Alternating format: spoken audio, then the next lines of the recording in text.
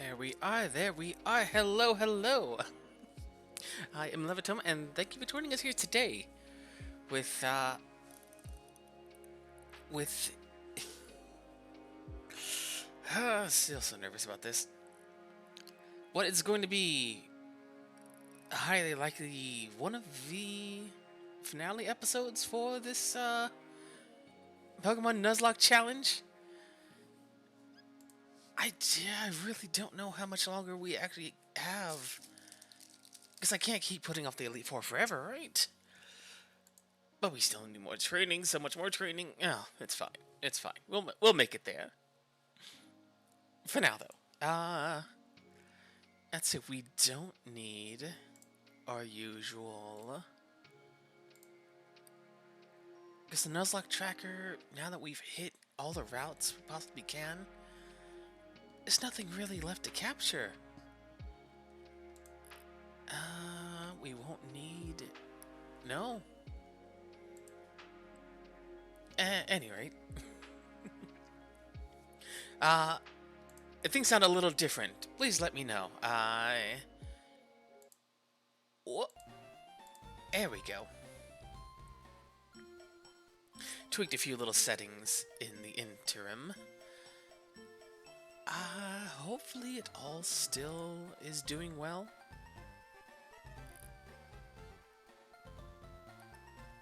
Yeah, should be fine. It'll be fine. So last we left off, most of the team was well below 50, so everyone except for Atlas and Galatea are caught up. Just because I'm still hesitant, and I didn't want Atlas to level up off screen. That would have been not as good.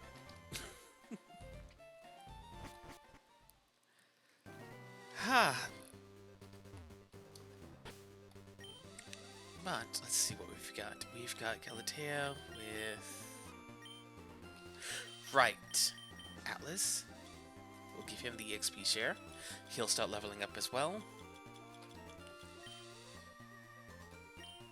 We're a little pigeonholed with these 4 trainers being possibly the best just stone to beat against until we get where we need to go. Ironically, very well suiting for the training arc to revolve around all these different fighting types.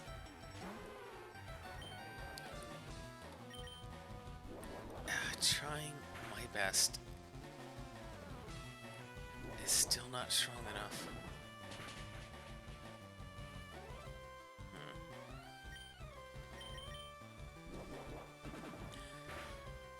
That's alright.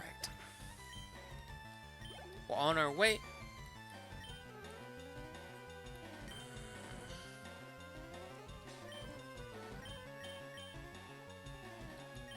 On our way.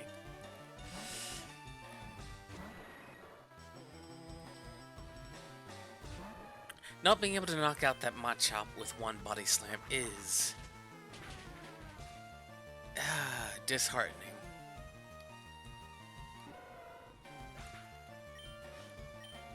But we're making it. We're gonna make it work. Wait, did I not?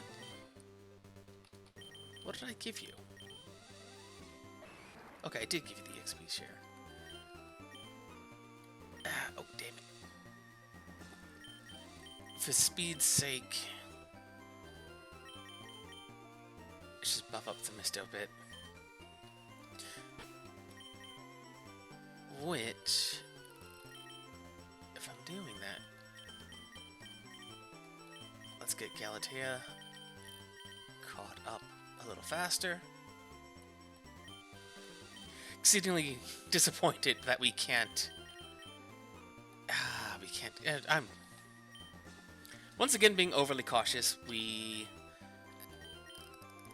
have a few self-imposed rulings that I'm sticking with. But that's fine. There we go. That did a lot more damage than I thought it did. I wasn't actually looking at the numbers, admittedly. But it's fine. We've got this. Ah, boy, oh boy. By and large, though, I hope everyone's doing well. Drinking plenty of water. Had some food. Got some. Speaking of which, there we go.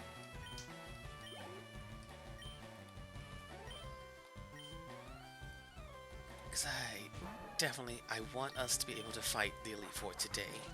But I don't want to go in half-cocked and not prepared. So only maybe at 50 for most of the team. We'll probably gain a level or two for a few of our teammates in the actual Elite Four challenge. But if we can get everyone to 55, that would be fantastic.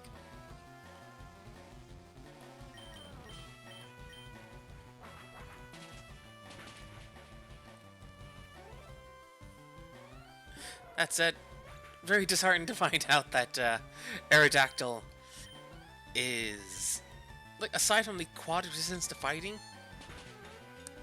he's just a straight upgrade to most of what the Misto can do. That said, not being weak to fighting is an extreme...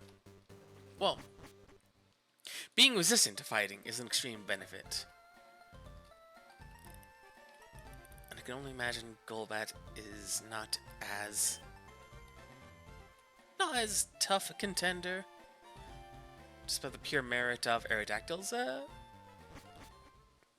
rock type, a fossil Pokemon. They tend to be pretty chunky.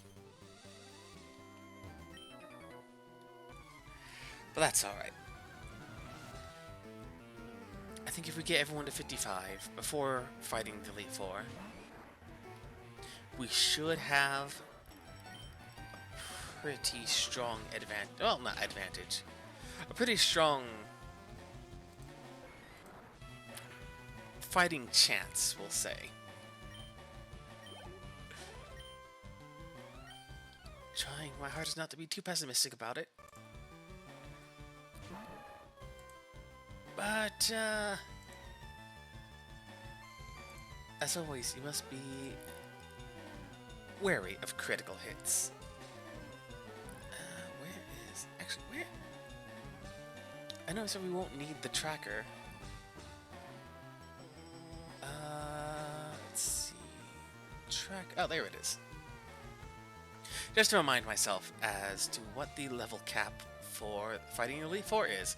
Because if we just went to 100, it'd be no issue, but we're not doing that. So let's see, if we get to 55, Lorelei's cap is 54, Bruno's 56, Agatha's 58, Lance is 60, and our rival is 63. So 55 I feel pretty comfortable taking on the challenge with. That said, Titan is already above at 56, so he's gold. I probably should get him to 60, just as the ace. We'll see how things go. I don't want every Saturday to be a training montage, just because it's not as much. It's not as much fun if we're not, like, having forward momentum for the story.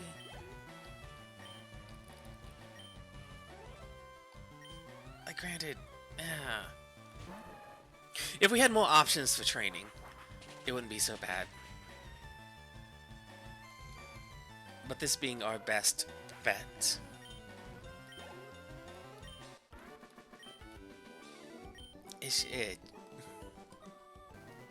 I don't like grinding.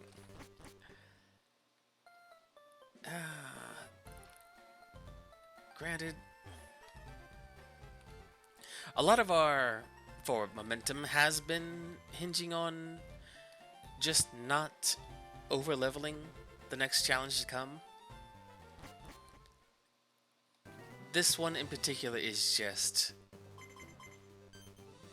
an even more stark difference between the previous level cap and dancing around that for Koga and Sabrina, and then gliding effortlessly until the Elite Four.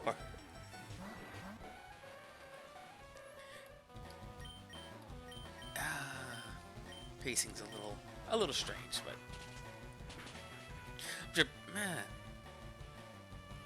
nah, no, it's fine. Don't get caught in a loop. We move forward. And to do that, we've got to grind these lizard men and monkeys. It's like the dawn of time. Ape and dinosaur. Ah, jeez. Ha.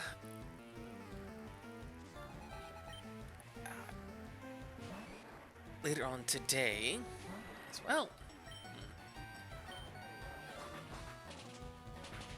Later on this stream, I may need to do a little pause as well, just to see how things time themselves as what was going to be last Saturday's, and why I was so hesitant on that possibly not happening, or actually just going off without a hitch, as it turned out to. That's because things from last Saturday were rescheduled to this Saturday, and true to form, I was not informed until last night that such a thing was the case. So, oh boy. I should have taken strength off.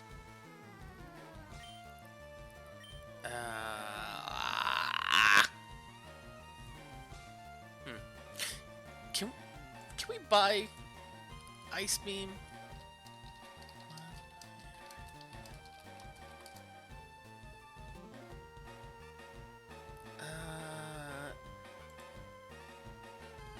We can get it from the game corner, but we're not doing the game corner. So, move tutor. How do we get the mushrooms?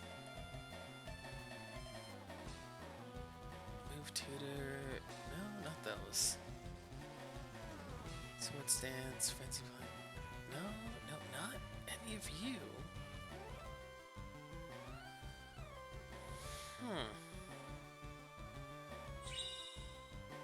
Sit down.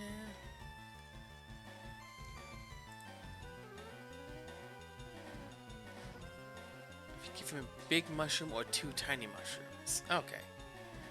So, big mushroom, tiny mushroom. Either catch or use Thief on a wild Paris or Parasect that is holding a tiny mushroom. There's a 50% chance for them to hold one. What?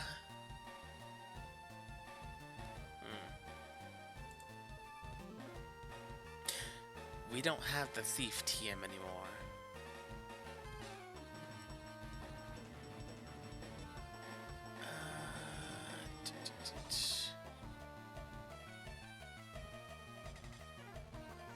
Even then, it's a 50%. Ah.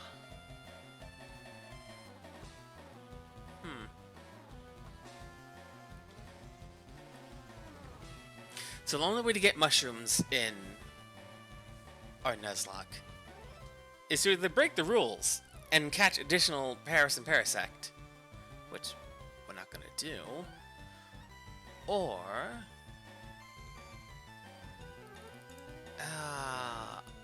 because all the ones we found, I believe I sold off before now. Because in my mind, I remembered heart scales were the move tutors items. Which is thinking about it now, that was probably only in Ruby and Sapphire. And then, well, actually no, not only Gen 4 or Gen 3. Oh boy. Oh wait, tiny mushrooms can be found in Mount Moon both respawnable and one time. So we could go to Mount Moon.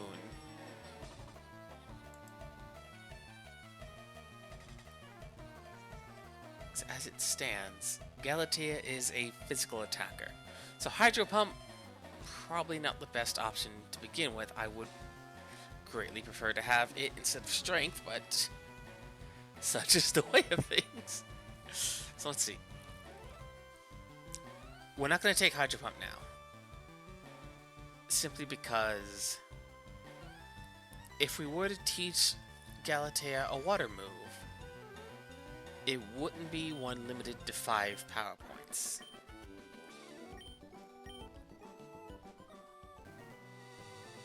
Okay, so we just fought them. We need to go to the move deleter.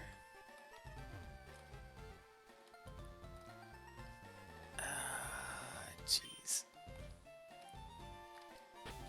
So what other physical attacks? Just let me also double check to make sure Galatea is in fact a physical attacker. I mean, that's a moderate boost. Moderate. Modest. Brain. It's a decent boost to physical attack. Double checking everyone else. Physical, very good. Special attack, of course. One would hope a fighting type would have good physical. Speed and attack, very nice. Huh. 80-80. 90-90.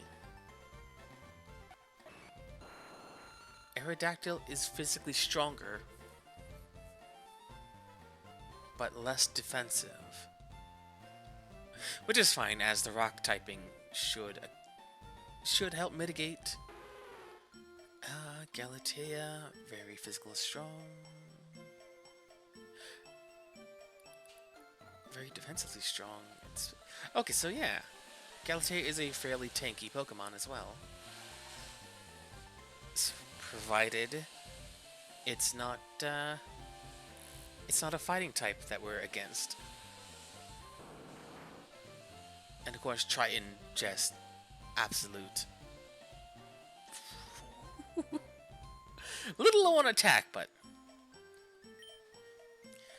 knowing Skull Bash raises defense as well actually makes that very attractive. Alright, what moves do we have that are physical?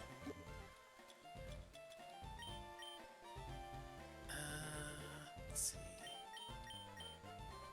We need to get rid of Strength, and I do want to get rid of Flash.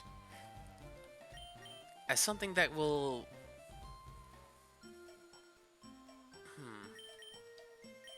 Something that'll set up defenses would be really nice, like a... Okay, what was it called? Do we even have it? Light screen, cuts damage and special attacks. Barrier is maybe what I'm thinking of. Or reflect? Reflect.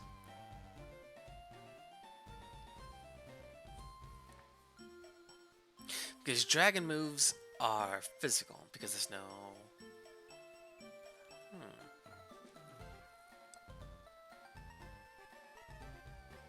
Because Lance loves to use Thrash on his Gyarados, on his Dragonite, I believe.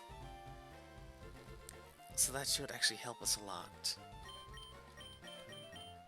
Aerial, Ace, Secret Power, Rest, Attract.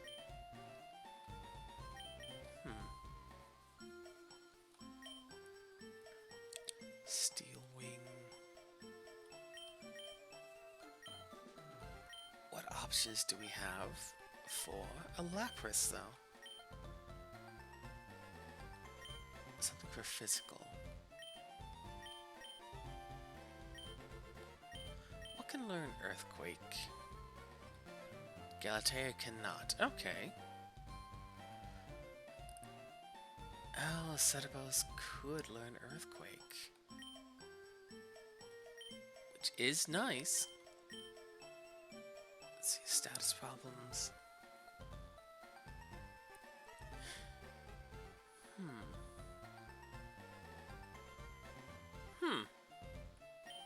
Safeguard might actually be handy.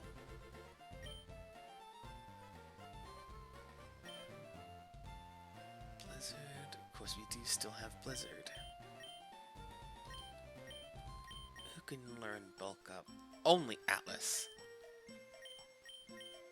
Okay. Calm Mind, raise special attack and special defense.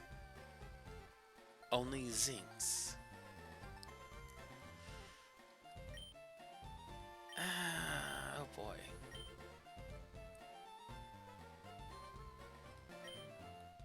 You can learn Dragon Claw. Setabo setup with Dragon Claw would be nice against Lance. Okay. I think that's what we'll do. We'll get rid of the HMs we have for now that we don't still need. Surf is a very strong standard attack. Where is... He's in Lavender Town. Ah, dang it. It's no problem to come back here. It's just a little out of the way. But that is something I forgot. I did intend on getting rid of the HMs we didn't need anymore. Strength, we don't need. We'll get Salatea. We'll get Galatea set up with some party buffers.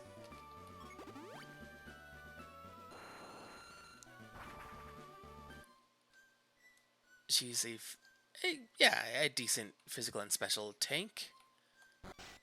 So we'll get her out there. She'll get us set up. You're the name raider. You are not the move deleter. Is he in Fuchsia?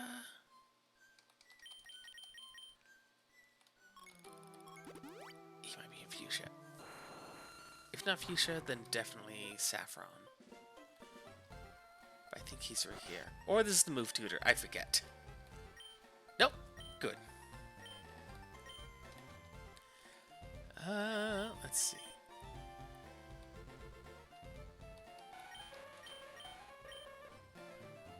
I'm going to try and remove as much RNG from our plan.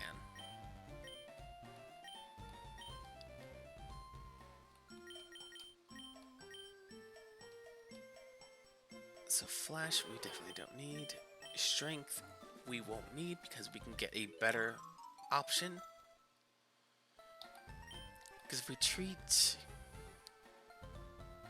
treat Galatea not as an offensive-minded character, teammate, she can make the first move. Actually, she's slow. So not exactly the first move, but she can set up a defense, which will then help Zinx survive, and the others as well. Surf on Triton is still really good. It's a very strong water attack. There's nothing else we would really need to replace it with. Cerebos has Fly, which, along with helping in the training arc, is also going to be extremely powerful as well. Just have to remember not to use it against Lance. Atlas. We might give him both Bulk Up and Brick Break if he doesn't already learn them by the time we go in. As I believe... Actually, no. Brick Break would only be really useful against Lorelei, who I think also sets up defensive walls. But she also has a good number of psychic attacks from her lineup as well. Okay, but we did what we needed to. We got rid of the 2 HMs that we don't need. We'll keep those slots empty for now.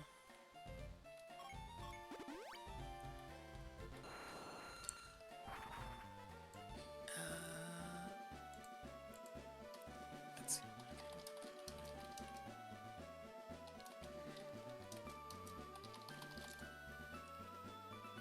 Let's see.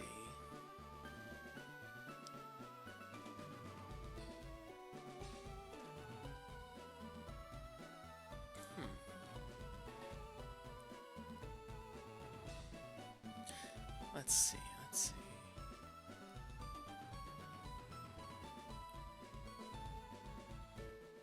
Some people are recommending going to fight the bikers.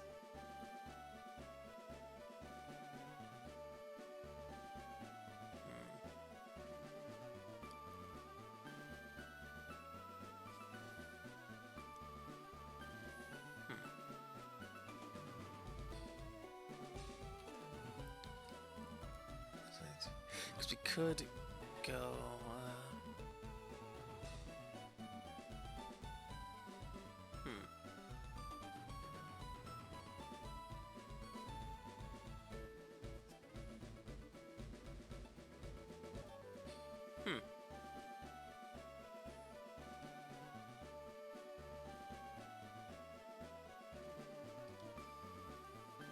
The bikers keep getting highly rated, but why? Aren't they super weak?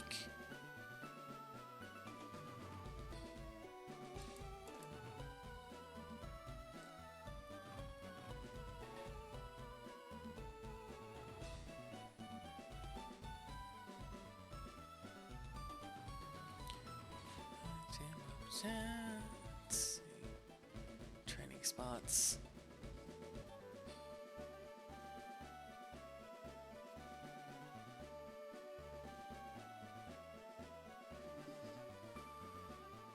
We're going to take a training Elite 4. We can't use Elite 4 because it's a Nuzlocke, and yeah, if we lose against Elite 4, that's kind of our entire squad.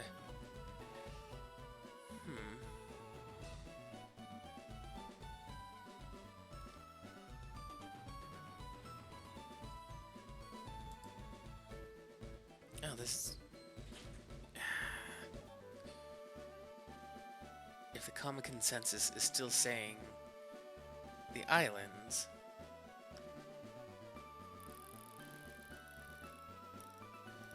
Yeah.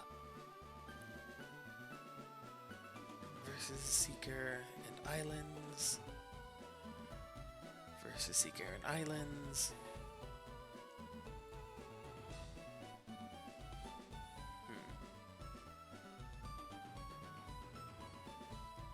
Guy who only trained 1 Pokemon and beat the Elite 4? You're not helping here. Oh, hello! Welcome back, Red Dragon. I'm currently trying to figure out the best possible route for training up a Pokemon we have left.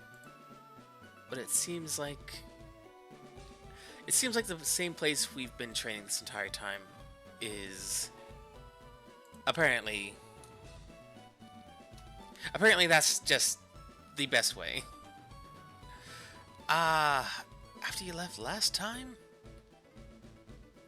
Probably a lot more training. Last time was nearly entirely training arc montage, and we're still stuck a little bit in the training arc. Nearly the entire team is up to 50. I want to aim for 55 just so that we have a good fighting chance. Hey Kiwi, welcome, welcome. I hope today treats everyone a little better. But for now, we're gonna keep grinding on those 4 trainers. Just given the options, these are the highest level ones. Oh, hello, Goblin Corn. Welcome, welcome. Insane models. Subjective. I rather like the fun, wacky designs.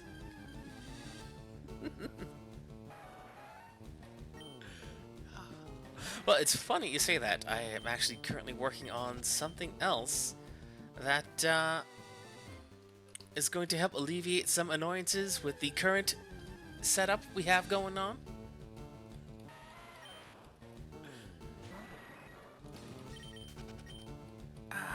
3D is nice and all, and it's very reactive and very expressive. But it's also just a lot harder to work on compared to 2D. Because I know nothing about the 3D production point, so trying to find additional things that do what I want design-wise without being just a few degrees off from where I want to be. Oh, it's the heck all into. Oh, hey, Niku! Welcome, welcome! Red Dragon, you're in the Platinum Pokemon League? Oh, fantastic. I don't know if you mentioned if you're also doing a Nuzlocke, but if you are, holy crap, best of luck, please. Succeed! For all of us who are floundering. 3D modeling. As far as I'm aware, it's still largely people making these things, like,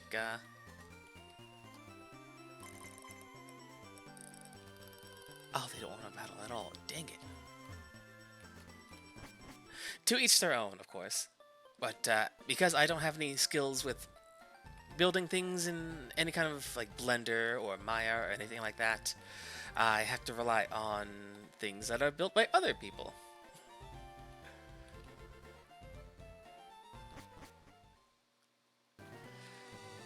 Which, unless I'm willing to shell out a large amount of money for a skilled 3D modeler to create something specifically for what I want, I'm a little constrained. And I don't much care for that. So while 3D is very expressive and reactive, and I like it a lot, it's also the matter of like tracking hardware is also extremely expensive. So I have a very we'll call it a very helter-skelter setup. Yeah, Frankensteining can work. What I want to do is financially not feasible. So I am working on something else, and eventually that's going to be coming into effect.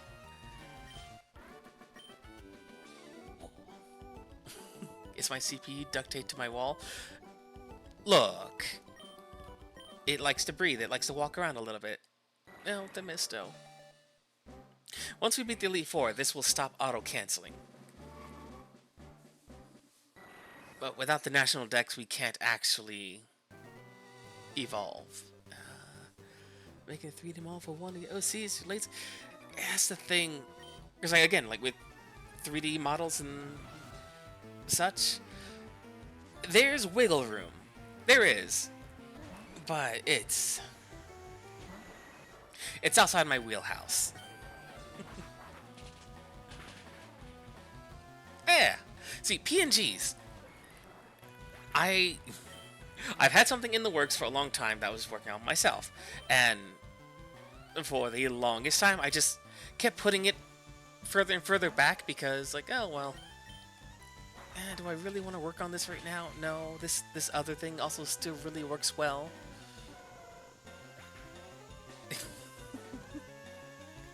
Deku, are you joining in with the Kiwi Brigade? Brigade of demanding Moan redeems because I don't have redeems for that yet. it's beyond my power.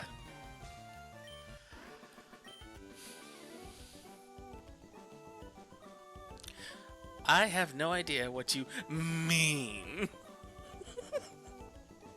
Well, that's the thing, Niku. If you just do it, she'll stop. If you just do it, she'll stop. Trust me.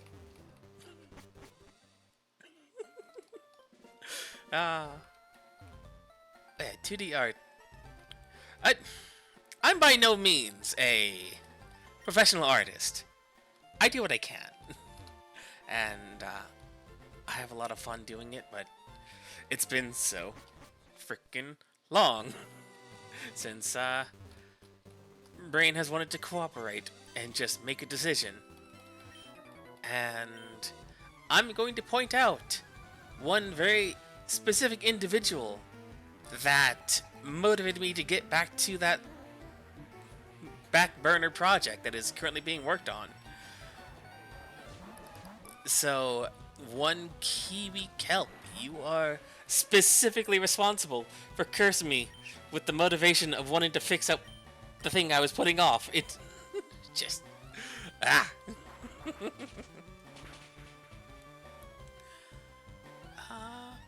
Ooh. Oh, that'd be fun. Because, like, that's the best thing about, like, the VTube model things, or the PNGs, or 3D, whatever they happen to be. Completely unlimited potential for what you want to be. It'd be so much fun. It's like everyone's their own specific little thing, their own different little this and that. Like, very recently, I learned of some little parrot VTubers, which are extremely adorable and super cute when they're just doing little birdie bounce.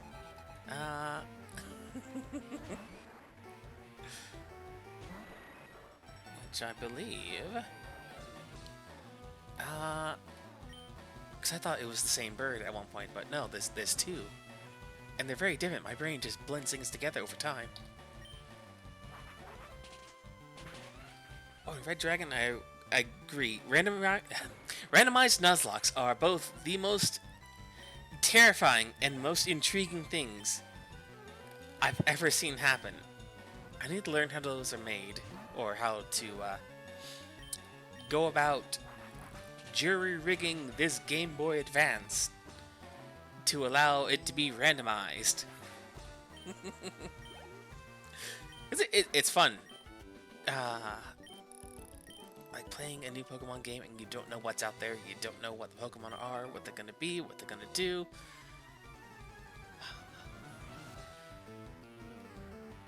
Granted, a standard Nuzlocke's also really fun as well. I put on a few more limitations on the default Nuzlocke list of rules, because I want them each to do the best they can. And looking through how you get mushrooms to get moves back, we may or may not be able to actually use the move tutor in this game. As to do it, we need to steal mushrooms from a Paris or Parasect, which we do not have Thief, so the other option would be to capture said Pokemon, which we can't do because it's Nuzlocke, so I'm gonna do my best with what we got. Oh.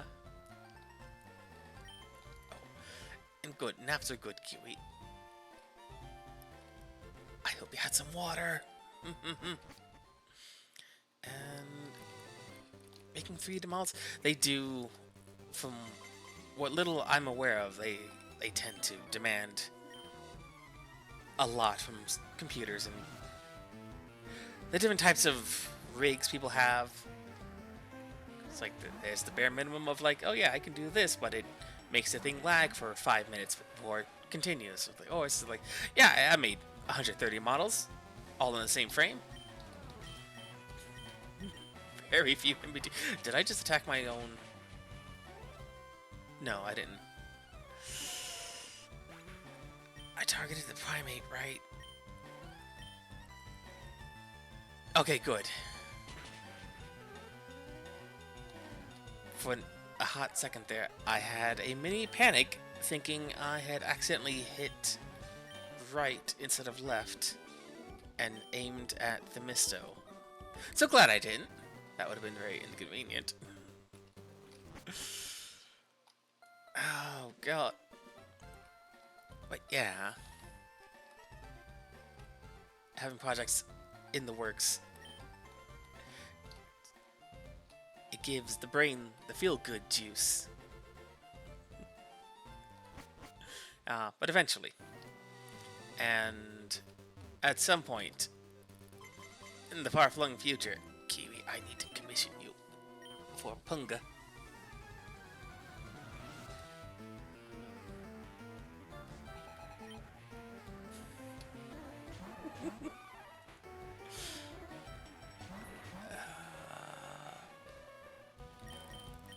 So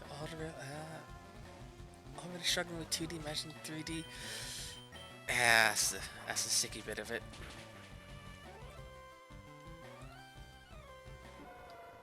Working within one's limitations, it's a good skill to have, but like just having that little scooch can make all the difference as well. But I hope it goes well. I hope for everyone's success in their projects. Did I put the... Oh no, did I... Okay, no, yes. The Misto does have the amulet coin. Good. Mini panic. Okay, there we go.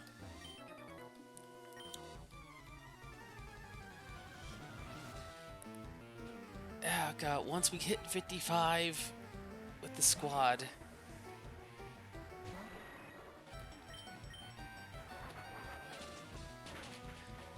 You lost your 5th match in the arena? Oh no.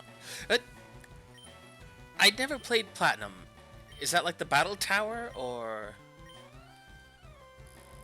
Because I know there were some things in there that simulated a player versus player kind of combat. But I'm not familiar with that one specifically.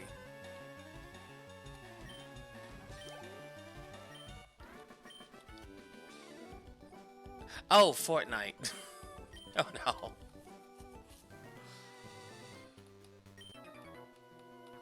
I mean, there's like 100 people in a Fortnite match, right?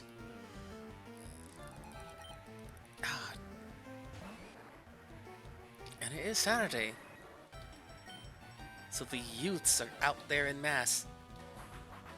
And there's always that one murderous little 14-year-old who just like gets all the headshots. Cause that's what they do. They play Fortnite and they do their dance and they drink the Fortnite brand jug. I don't know what the Fortnite people do.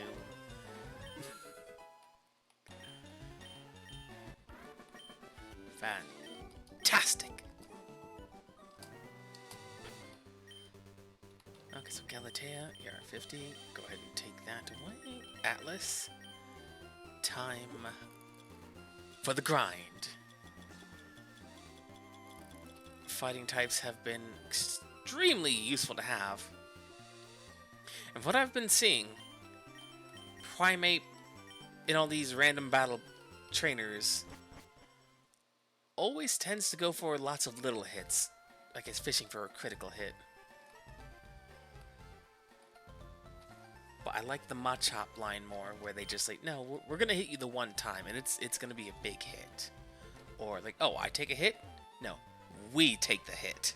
And then he comes back with a counterattack. Those are fun. Trying to reach a champion. I hope you succeed. Somebody's got to, right? Nick and Kia. Smithsto and Zinx. Smithsto's also reaching towards 55. So good. We're gonna make it there. We're going to beat a champion. We're going to succeed. And I don't actually know. Well, I still haven't quite decided what's going to be after Fire Red. It's not been a problem to worry about, but now that we're reaching the final steps,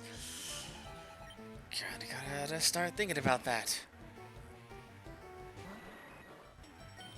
Also, another reason I didn't want to do the 30 to 55 grind all through the streams, because that would take so insanely long.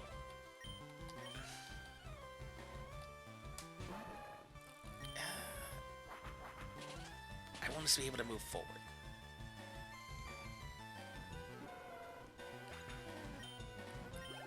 And we're getting there, one step at a time. You did it, Atlas!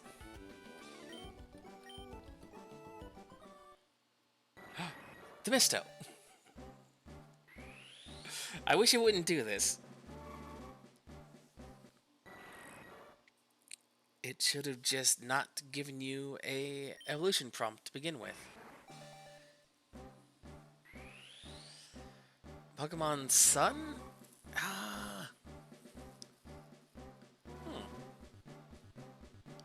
I did play Moon on... What was the Moon on? Was that Switch? It must have been Switch. Wait, what? What was Pokemon Moon on? Oh no.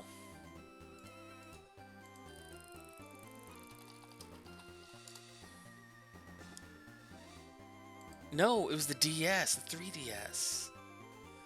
Oh god, that was a long time ago now. Huh. I will have to see how that might work out. It has been so long since I've played any 3DS games that I don't remember a lot of what happens. I do remember the twist, that was a lot of fun.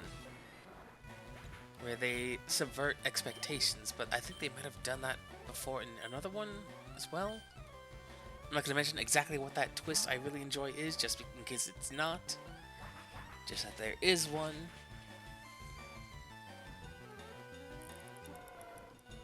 Oh, I didn't even look at Atlas's new stats.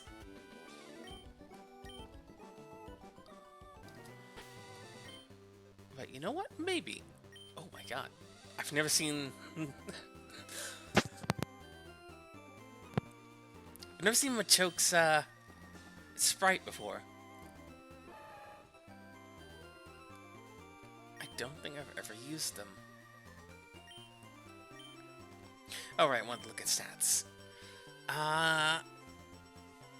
For 34...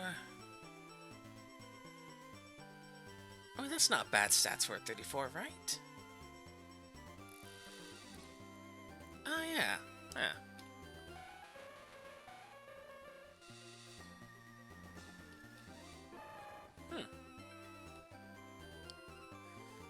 Oh, you got a Gabite? Congratulations! I love those little guys. I love that they're just a walking head. Pokemon designs really did change in time. Scarlet and Violet have a very distinct style. And it's strange seeing the newer Pokemon intermingling with the older Pokemon.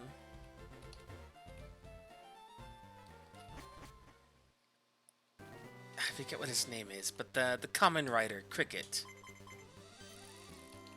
always seemed to me like he stuck out the most. Especially compared to the other insects that are flying around right next to him, like Scyther. Like, Scyther looks like a Pokemon. The common rider, Cricket, looks like a steel type at least. It's just a strange one. I like it a lot, it's just very strange. Ah. Surprise, surprise. Actually, that is a little bit of surprise, Kiwi. I didn't think you liked the Street Shark as much.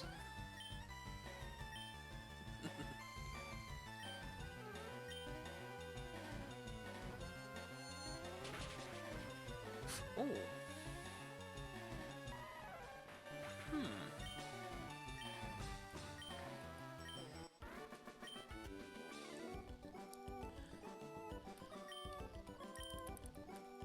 Cause they're street sharks. They're jawsome.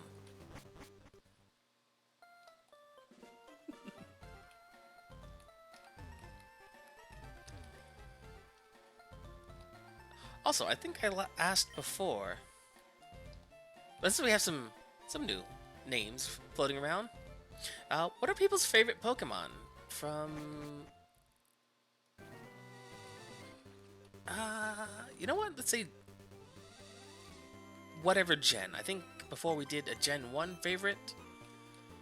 Any and all generations. What's your favorite Pokemon?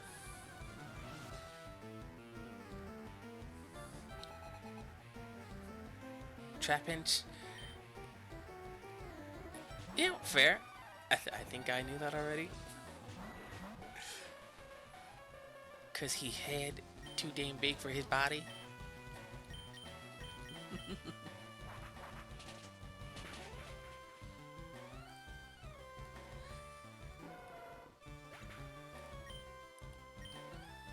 I frequently change which one's my number one given what year it happens to be. Body Slam.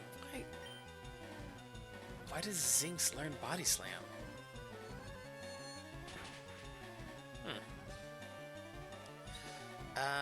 Oh, Greninja. Yeah, Greninja's fun. The number one for me has also always 100% has to be Arbok, followed very closely by both Absol and Goodra.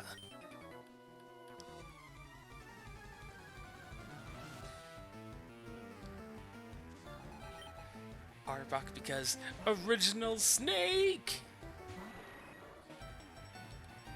Absol because like, just look what I've got going on. Of course, Absol is one of my favorites. And Goodra is just, I love how big and dopey and friendly it looks. I'm kind of sad that Hisuian Goodra only shows up in the one game. Because having a gigantic snail dragon that actually has the snail shell would have been a lot of fun to have. But I get why they didn't.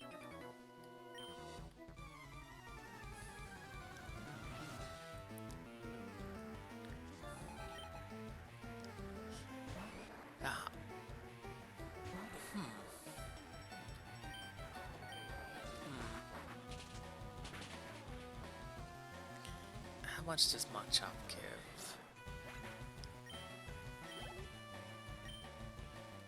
It's about 340, or is that 350? We'll say 350. Machop gives 350. Machop gives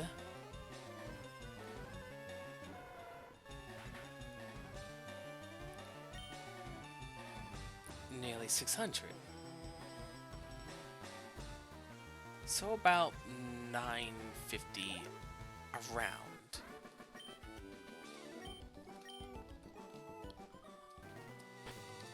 It's about 950 for one trainer. Say 1900 for two trainers. 900 two trainers. Okay. That was left in half, which is a little over 1500. So 2 to 3 rounds each go should get Machoke the XP it needs. Oh, congratulations, Red Dragon. Winning on 1 HP, that's... Whew.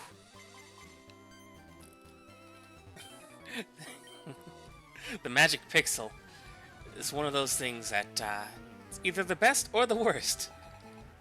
If it's you, best. If it's them, worst.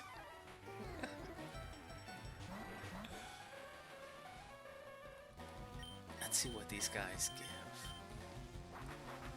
So if the other two trainers give around 900, 1900, what do these guys give? 300, it's about 760.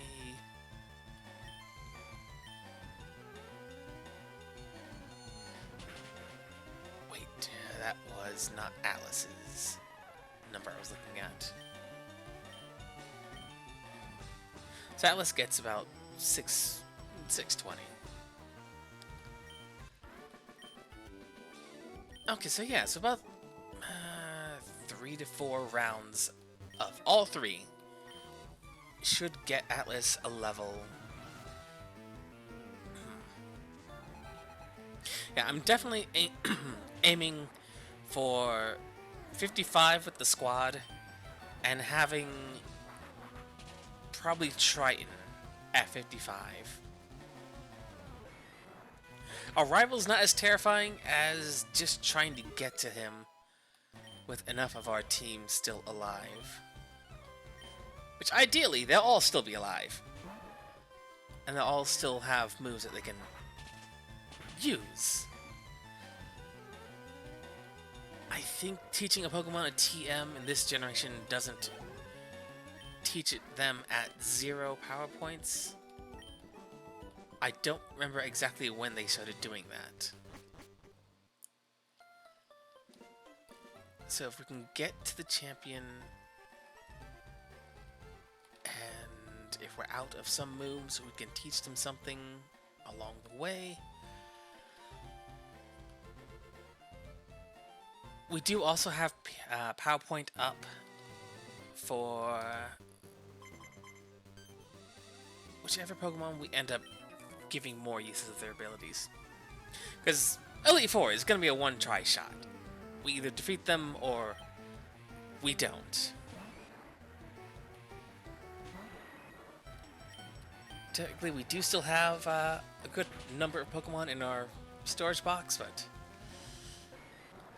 they're not going to have as strong a chance as this team here.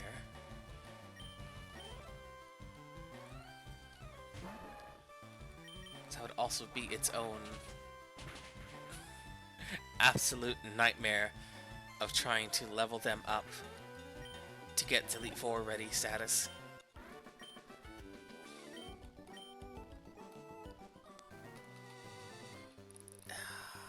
But we'll see how that goes. I'm gonna go at them with the strongest foot forward.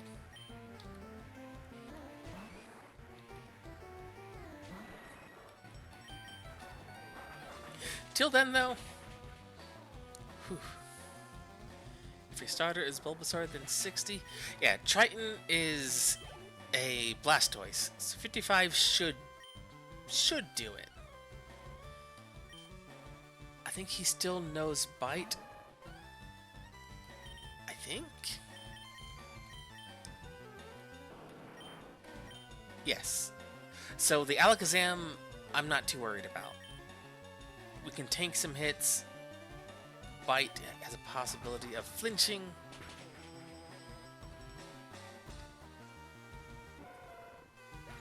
most of our Pokemon otherwise are going to be extremely weak to Psychic, given we have Fighting and Poison types. But hopefully it won't come to that.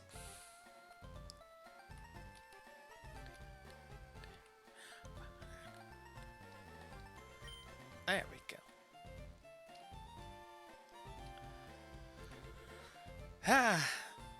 But slowly and surely, we're on our way. Fantastic. Actually, these guys might actually give less XP than.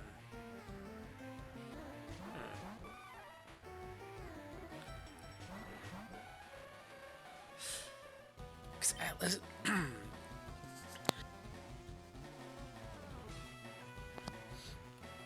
Because Atlas doesn't have anything specifically useful against these two. So even having him in the front line is just going to potentially put him in danger.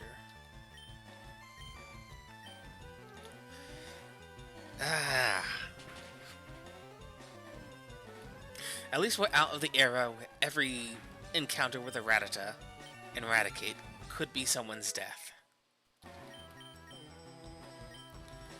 That one was rough. Well, one. The 7 different times a Rattata has been our doom because it got a critical hit. It happens too often.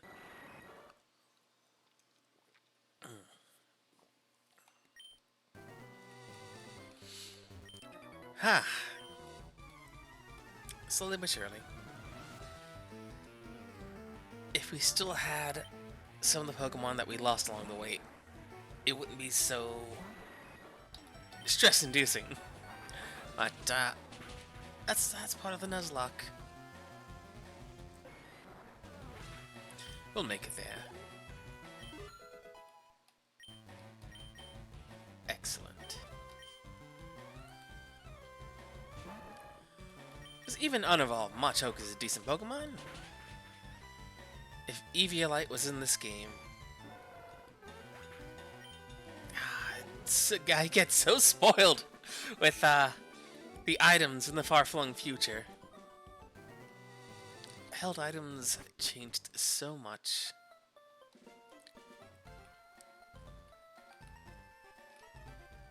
Because I don't even know what the left... Are they? No. If there were leftovers in this game, I guarantee you they would have put them on the Snorlax.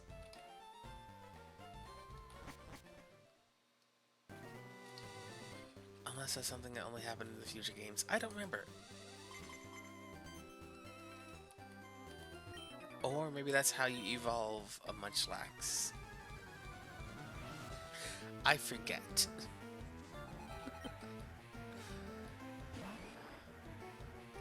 So much Pokemon. So much Pokemon. So many generations. So many solid side games as well. For you only need a grass type, water type, psychic type, and ice type. Well, good fortune, I do have a water type, psychic, and an ice type. But grass... what would the grass be good against?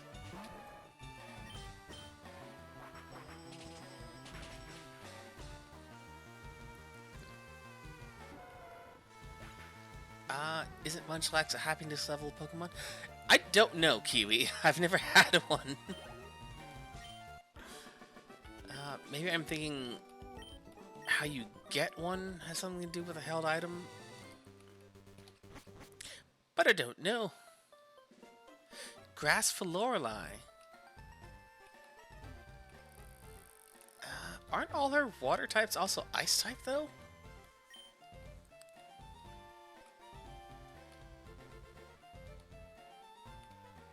Unless they don't all have ice attacks.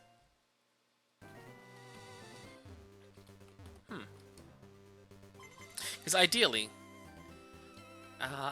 that's why I wanted to have a fighting type on my team. specifically for hitting ice types with super effective criticals. Well, not criticals, super effective stab attacks.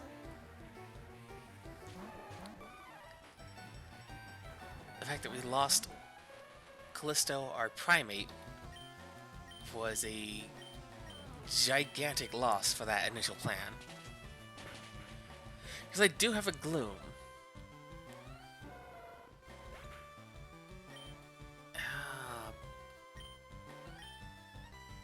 But since our rival has a fire type, the Gloom would only have been for Lorelai's fight. Which, by and large, I'm not too intimidated by Lorelai. For our squad, she shouldn't be as big of a problem. She has 2 water psychic and 3 water ice. Ah.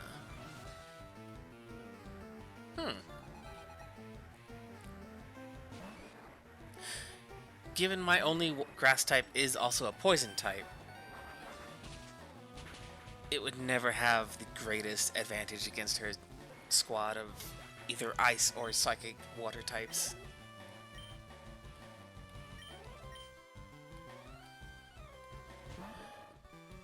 That said, the water psychics will probably send in...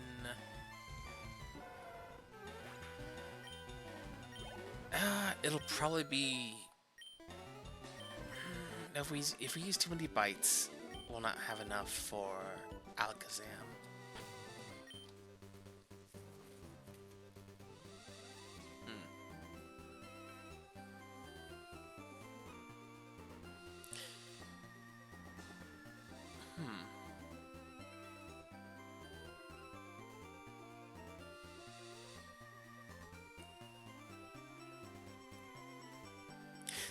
Actually, we do have access to a Jolteon.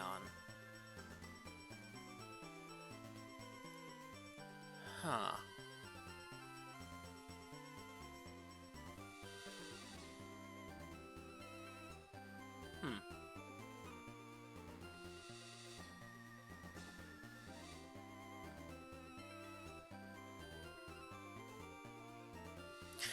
So what I'm thinking...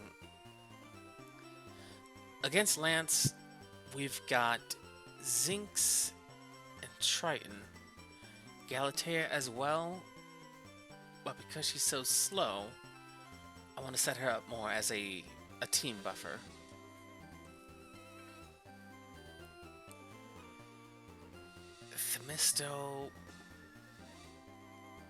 Themisto's definitely not leaving the team. He's one of our few remaining original Pokemon. Cerebos is just really strong.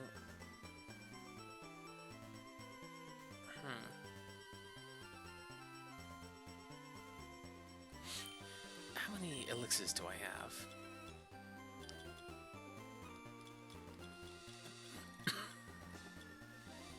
Either...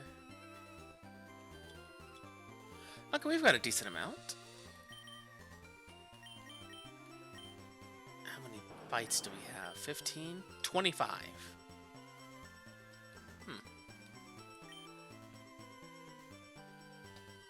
Given what we have,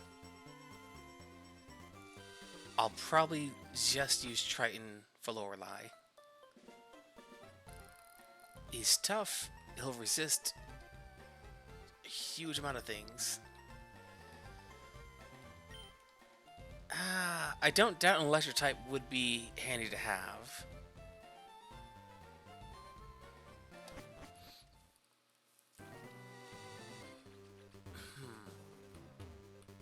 I'll keep thinking on it.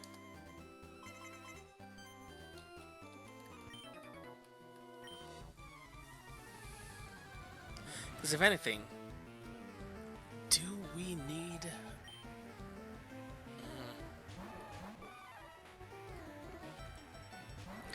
because I know for a fact Jinx is a extremely physically weak defensive Pokemon. So a decent shot from a Machoke should just pop it.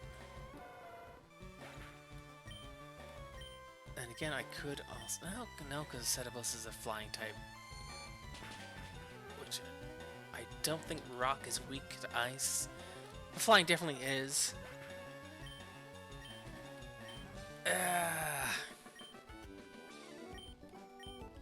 Wait, what's the other water psychic type Lorelai's got?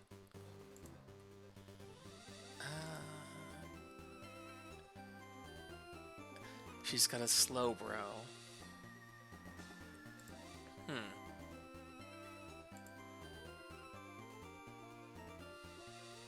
The electric type would also be good against the two different Gyarados.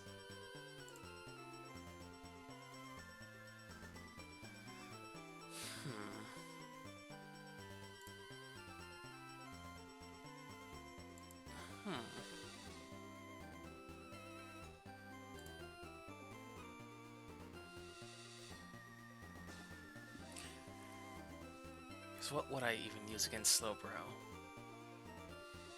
It's physically tanky, we know that much.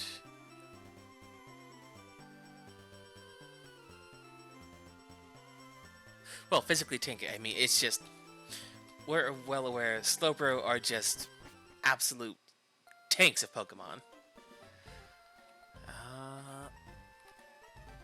What would we actually use against that? Triton is my go-to. But chunking away at her team, aside from...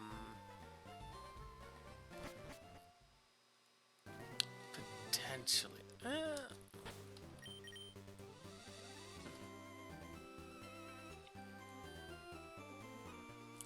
Because the reason for having Galatea and Zinx is I don't think both are gonna reach Lance. So between the two, but then Zinx is my psychic attack user. Actually, what is psychic even going to be all that valuable against anyone? We have flying for Venusaur.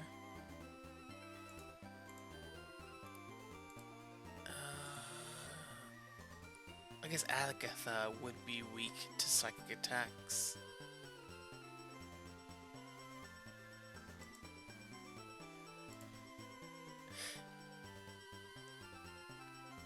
Because Bruno, I don't foresee any problems fighting him.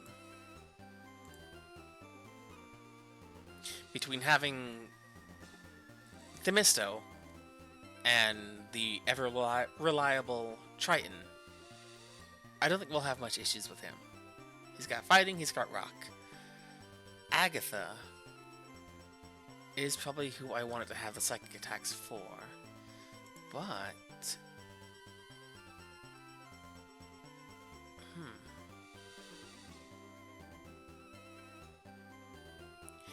Agatha is a poison trainer more than she's ghost. I guess ghost is more represented because she has 3 instead of... But they're all poison types, so Zinx probably isn't the one to go for that. So for anything, it probably should be Galatea.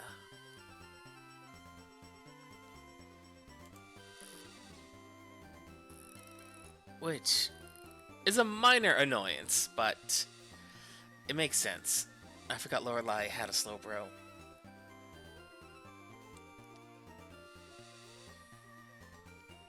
Because I have every faith that a 55 Mudchoke can one-shot a 54 Jinx. They are not physically tough. Ah, God! But that means we have to train up. What do we have? Actually, we do have. We do have a physically inclined Pikachu, which isn't going to be very handy.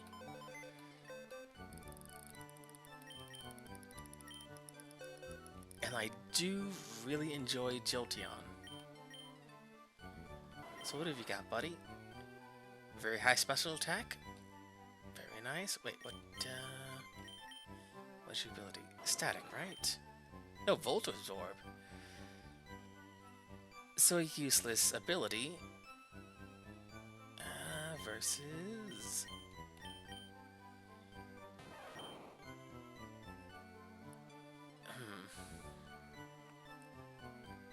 44 speed. Jolteon's not a very slow Pokemon though, right?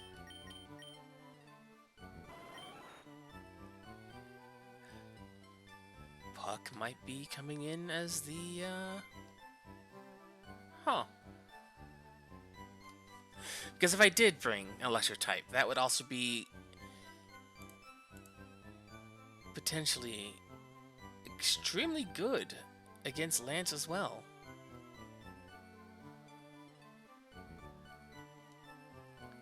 Quad weakness on Gyarados.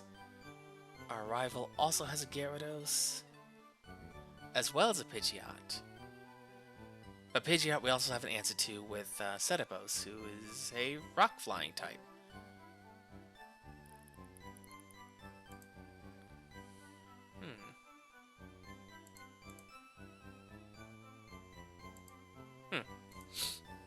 And you know what? I do like the sound of this idea. Which last time, someone was giving very pointed, like, you should teach this, you should do this, you should do that. Like, what? We're not really messing around with extraneous TM use.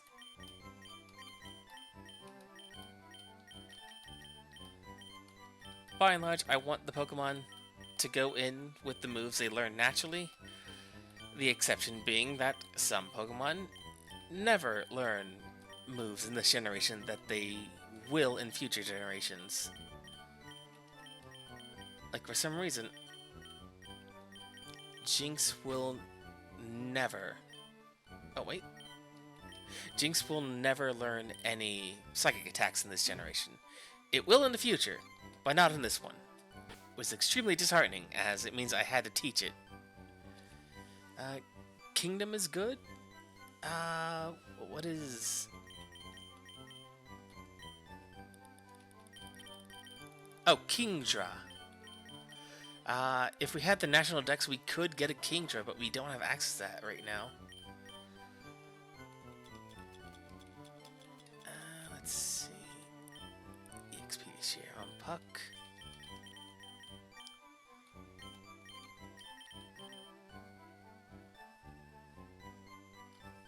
Because with that...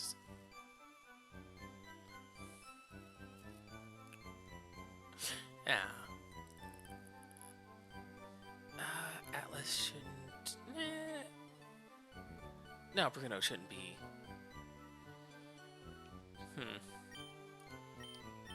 How tough are you, my good man? Okay, pretty physically tough. Once Puck hits 50...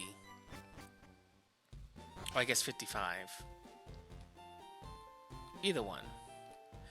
We'll find out what they learn. Oh, no. Wrong button.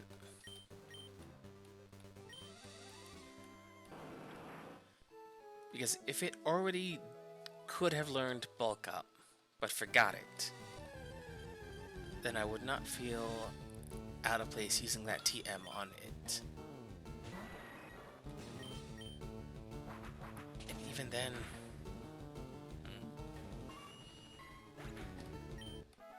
We'll see.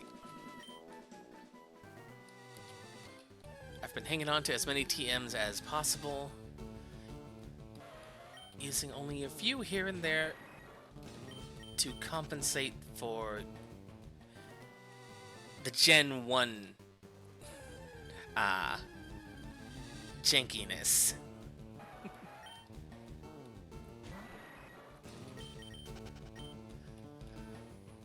I believe we taught Themisto Thief very early on, because Zubat never learned any kind of substantially offensive ability until... Did it ever?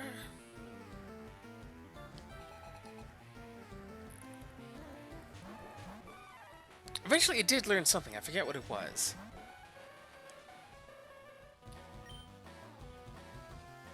Probably Bite. Bite, I think, was the most substantial offensive move we actually have access to. That said, we still have Aerial Ace, which, once we get in there, I'll probably replace Air Cutter with Aerial Ace since we will never have a double battle in the Elite Four. And Air Cutter is extremely annoying in how this move hits critically more often than not, or more often, period. And I don't think we've ever seen it crit. And I used it a lot because I really wanted to believe it would be a good answer to just basic cleanup, but nah, it never crit. And the further along I go, the less on RNG I want to depend.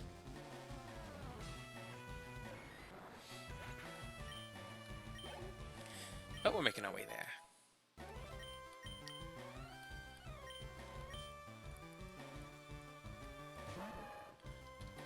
We'll get Machoke and...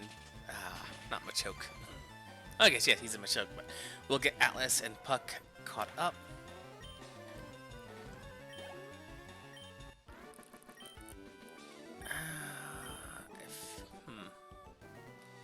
Oh, wait, one more.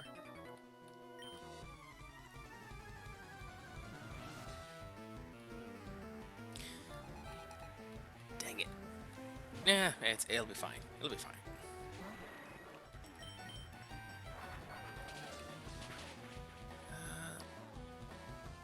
Lapras learned Ice Beam on its own, so we should still have Ice Beam in our pocket.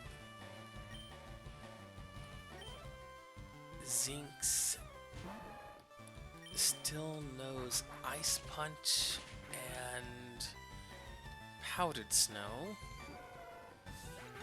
It might learn something new soon, but I don't think it will.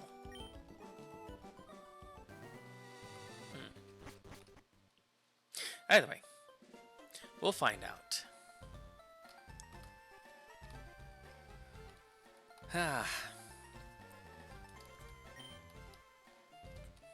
I kind of wish there was more to actually do between Badge 8 and Elite 4. Up until now, we've had some pretty decent buffering points. Well, no. I guess right up until Koga and Sabrina, we had the greatest buffering point. Simply because they were like 10 levels higher than we were at the time, but also so close in level that I didn't want to overtake either one of them. Because they more or less had the same level cap, but also you had to do Silphco, so I had to very carefully juggle who's powerful now, who's not so powerful here. So once we get to the 8th badge, now it's just jump 20 levels.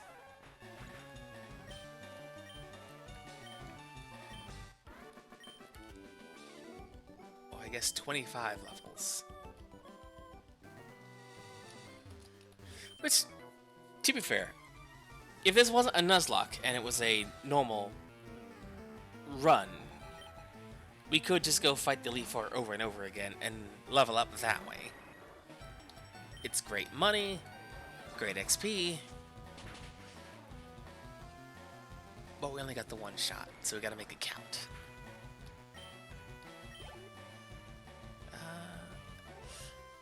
Kiwi, you can help doing the dragons later? Ah!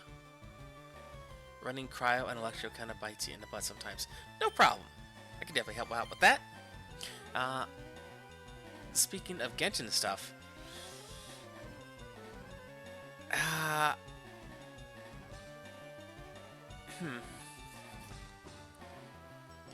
the next banners are kind of sticking me in a very awkward position. I want to roll for Alhaitham, but it would just to be so I'd have both him and Kaveh. Because if I had Alhaitham, I might not use Kaveh, even though I like Kaveh's kit a lot more, only because Kaveh is... True to lore, Kaveh needs a lot of support. He needs someone bankrolling his abilities.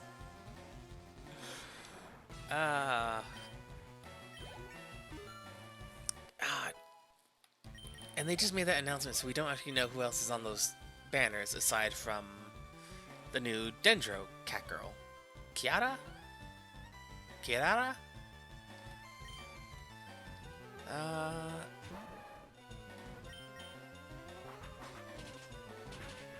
Kirahara. Kazuha? I kinda want... Just because he's a 5-star that does what Sucrose does, but better. Yay, really bad, kinda Alhaitham just to have him. That's fair. But that's a lot of rolls. That's a lot of rolls. Oh, speaking of, there's... Oh god, that potion mixing event that I gave you the cheat sheet for. It gives decent Primogem.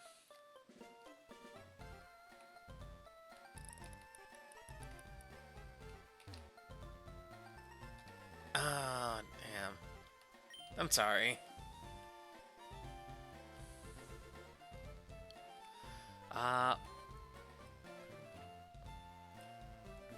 If it's already... If it's alright to ask, like... Was he messing around when he said it would be an extension, or... Was that for real? Oh, and Red Dragon, I'm not stopping the evolution. Because we haven't defeated the Elite Four, we don't have the National Dex. So, without the National Dex, the evolution starts, but ends with a question mark instead of a, but you stopped the evolution. So, because we don't have the Elite Four defeated and we don't have the National Dex, it's going to keep doing that every time Themisto levels up, and it's been doing that ever since it first became a Gulpat. It's an annoying older game thing that I don't think they continue on going forward. But yeah, as it stands right now, the evolution isn't allowed. So, I'm not doing anything, it's stopping itself.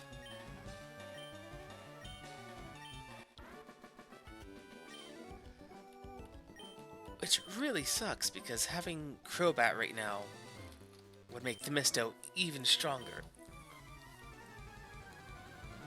I'm really glad they stopped doing that in the future, though.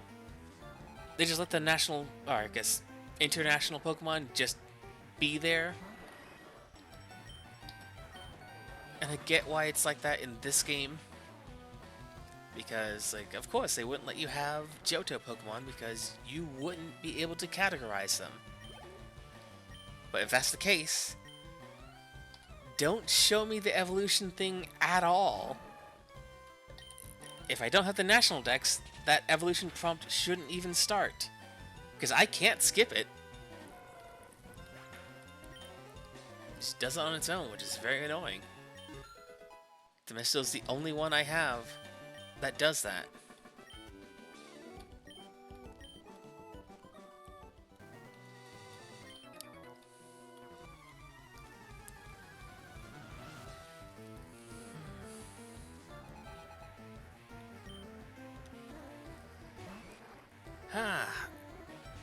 Wait, what was I talking about? The potion brewing event. It's a little time gated with basically it works like the dailies, like the commissions. I think it ends on like 25th. So until then, like, get your free to play Primogems. Just know, man. It's good. It's good though. Slowly but surely. It's like, I probably won't pull on Alhaitham.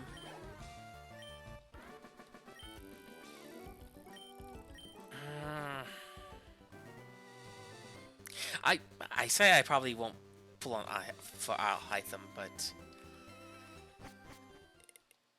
if his, because like all the stuff Kaveh does that I absolutely adore, what if Alhaitham just does it better? Because Kaveh kind of depends on a Hydro user to be effective. He can be aggravate spread as well, but I like the blooms, so I might pull instead for Kazuha. Sucrose is nice, but Kazuha, I found out earlier, because I started using Sucrose again. Along with pulling enemies together, she can also pull in Bloom. So it just makes a nice little clump of enemies and a bunch of flowers that just explode. Which is a lot of fun. But I definitely see why every guide on Kaveh ever basically demands you have Nilu. Or Nilo? Nilu? I think it's Nilu. Yeah, I didn't like her kit, and I'm glad I didn't pull for her more than I did. Because then I probably wouldn't have had the 50-50 for Baiju. And I like him a lot.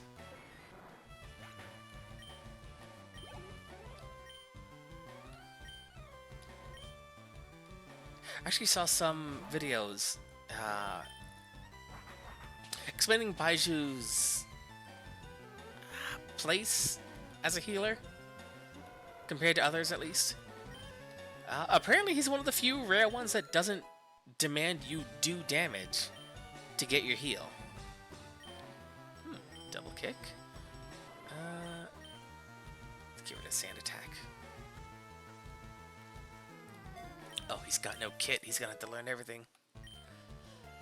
Huh. But yeah. Which essentially makes his passive, where you heal for a small amount when you pick flowers, really confusing, because he doesn't need to do that. You can just swap to Baiju and use his heal. Which is a little annoying. But when do 5 stars have absolutely fantastic passives all the time?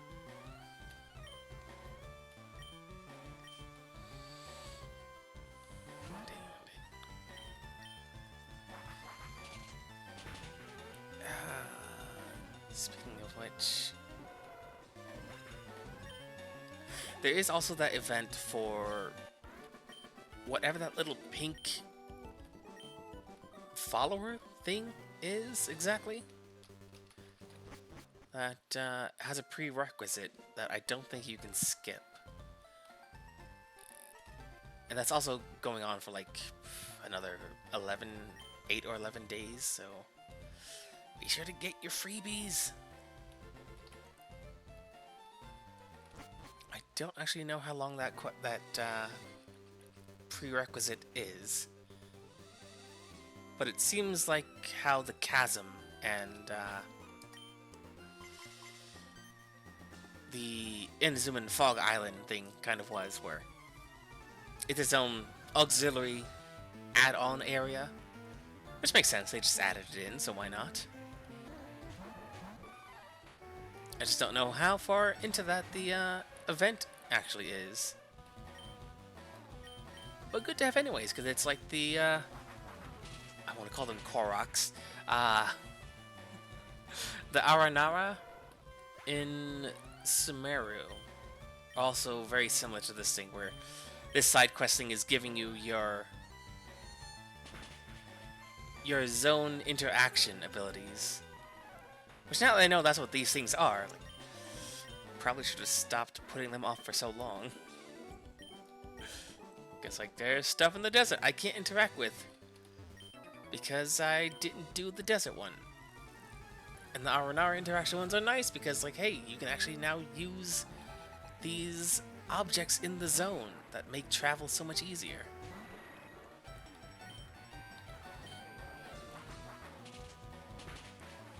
But they just take a while to get through. Which, to be fair, the stories are fun. They could stand to be a little more direct with what they want you to do. So there are some points where it's like, okay, I did this yesterday. Brand new day. What the hell was I doing last time? Someone wanted me to find a bucket. Looking at it now, it doesn't tell me where the bucket is. Crap.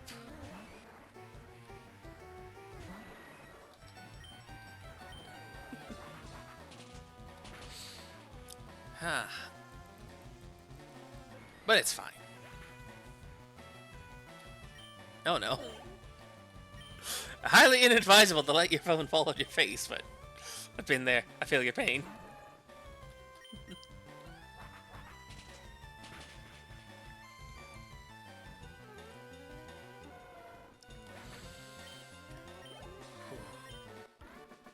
Okay, the missile's almost 55. Puck is... What is Puck up to now? 31. It's not bad.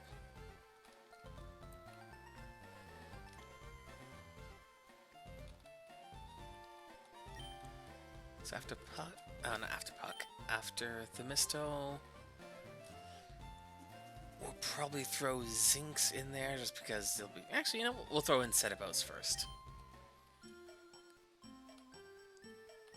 Setabos is very strong, very fast. Is a flying type.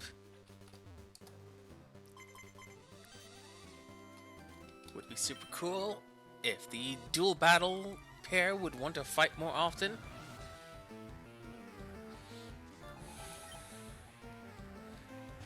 I think they actually readied up more often this stream than they have the entire week of coming back whenever I could to grind on these people.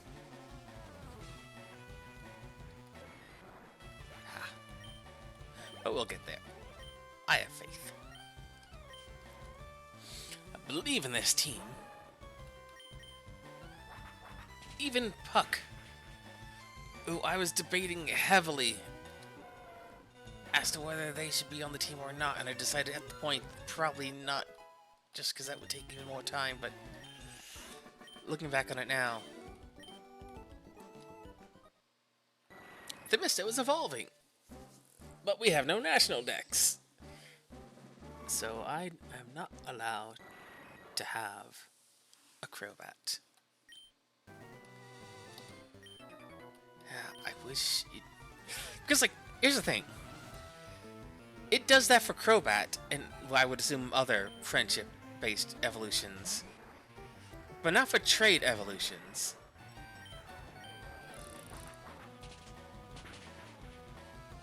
So why?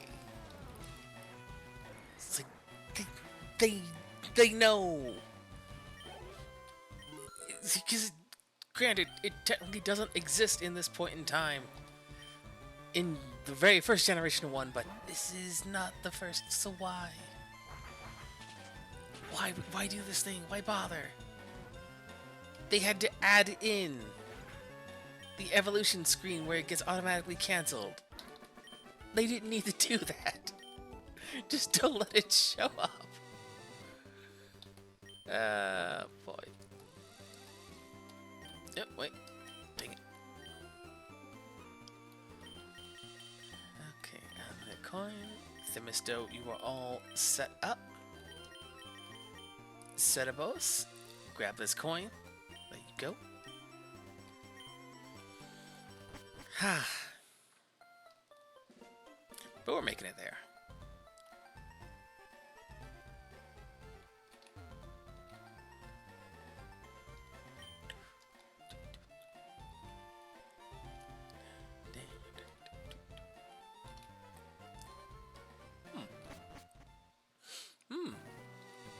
A lore question, Kiwi. The mystery of the Kiwi.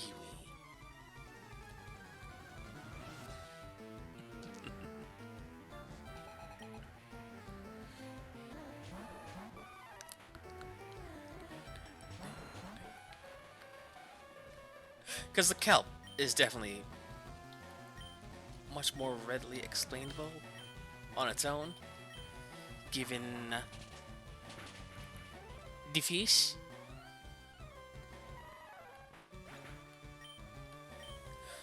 But the Kiwi half.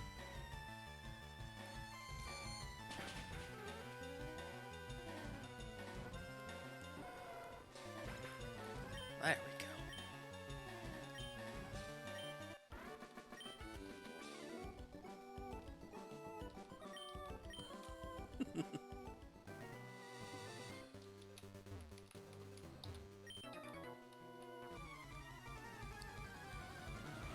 Kiwi fruit.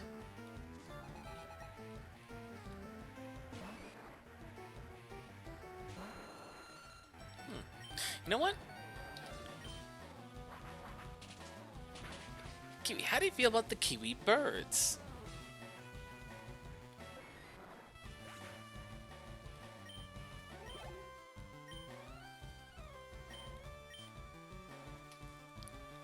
This good bird? Okay.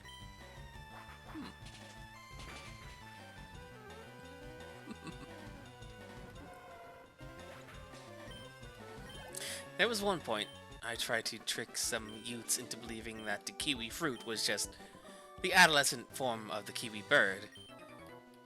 Like you just pluck off the beak and the legs and boom, kiwi fruit.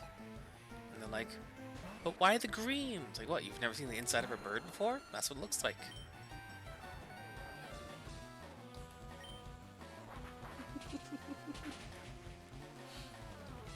It didn't work very long, but it worked longer than it should.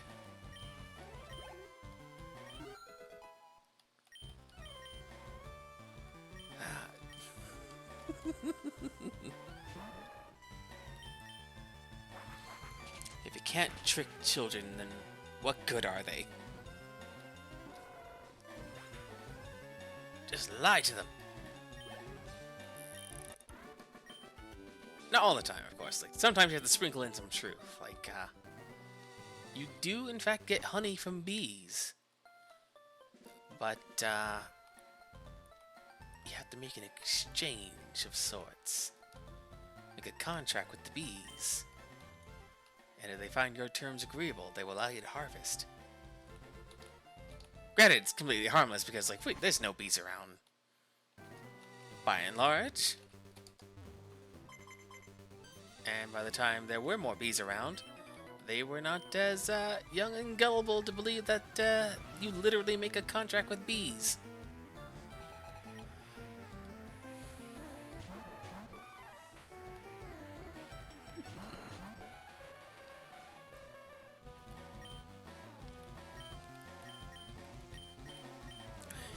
Just a little bit of merry prankster shenanigans. Let's see.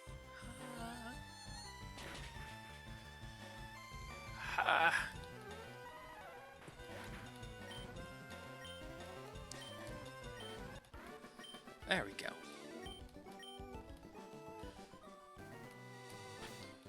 In fact, what other electric attacks? Actually, I'm gonna take a quick second to find out what the heck Jiltion even learns.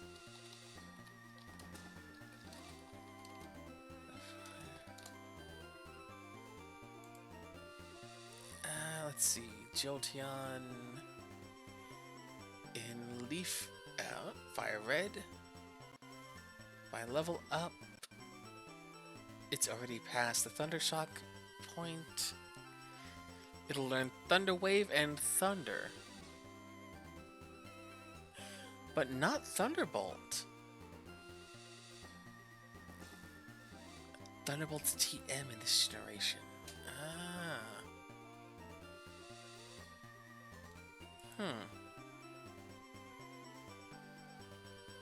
Where is Thunderbolt in this gen?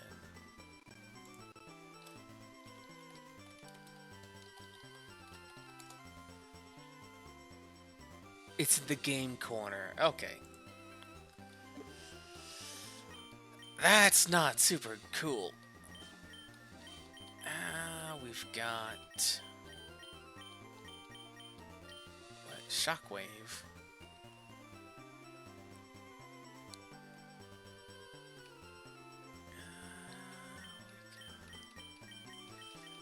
Shockwave is the only one. Dang it.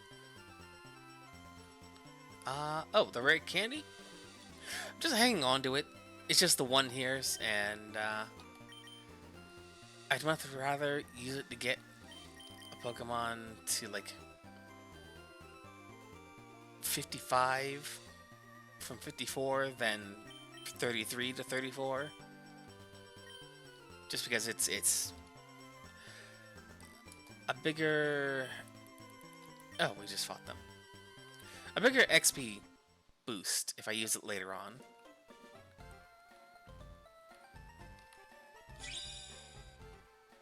Oh. What was that? Ah, okay, one moment.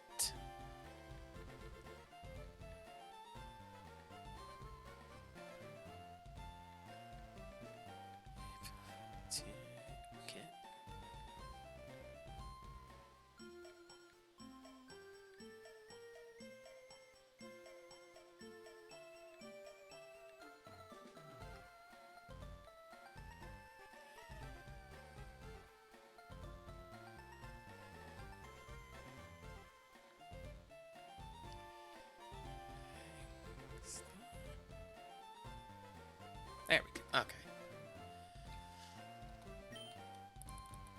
What was I saying? Right. It's in my mind a better XP boost to just get from a higher level to an even higher one than trying to catch up with lower levels.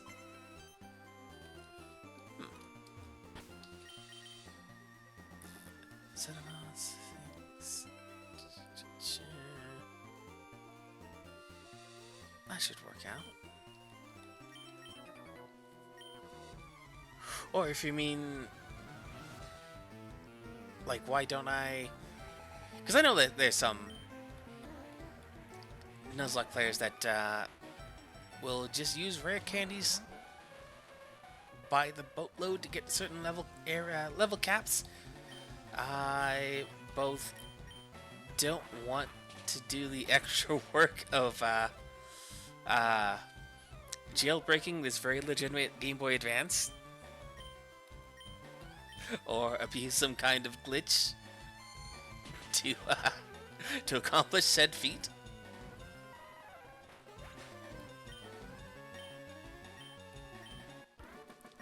And up until now, training montages, or I guess sessions, not montages now, montages a lot faster. Until now, we've always had a lot more we could do to actually train.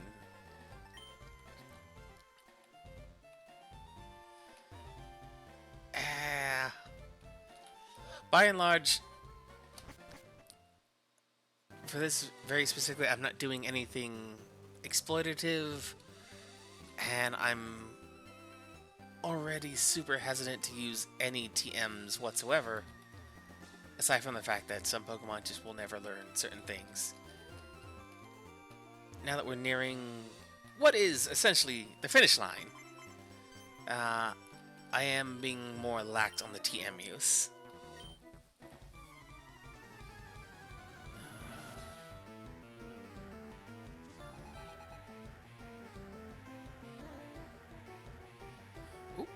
moment.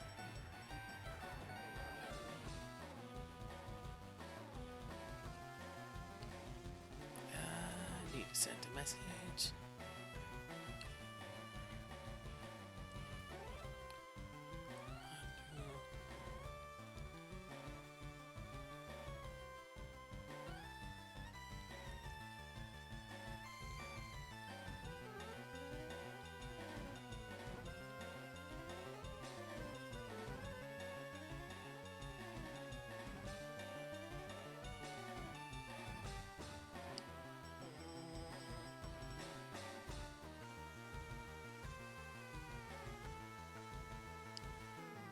There we go.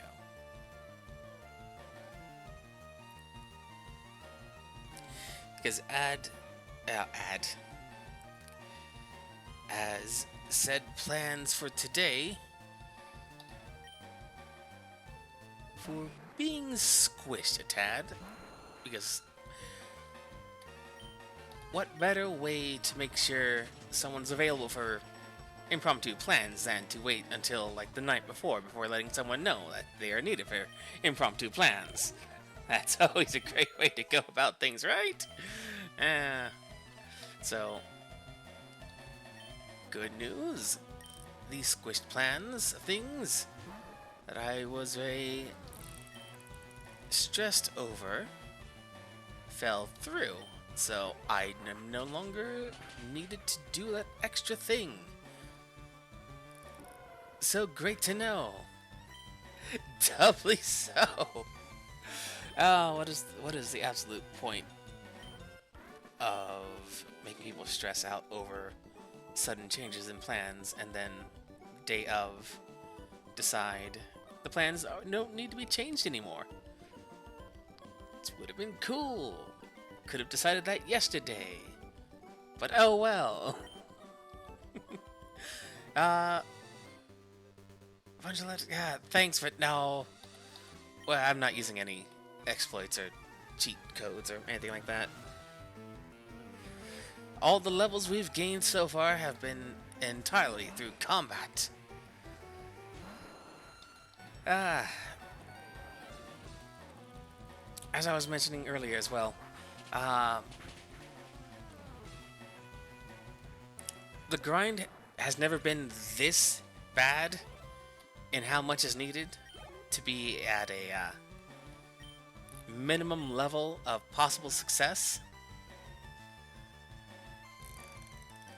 Even when trying to get to a decent level to fight Koga and then fighting Sabrina and then immediately Koga afterwards, it wasn't a 25 level difference. And doing the training legit style, I do like that it still had the danger of like, oh yeah, if you're unlucky, you could still get crit shot and lose a team member. It still had stakes, but the stakes are much lower because we now have to do even more training with trainers that are exclusively well beneath our level.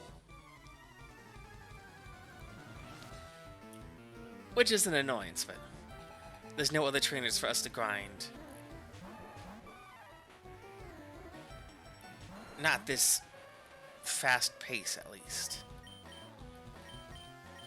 There are some in Victory Road, like there's two standing next to each other. But we'd also have to deal with the random Pokemon getting in and getting out both ways. Healing, returning to the other two trainers, just do it again and again.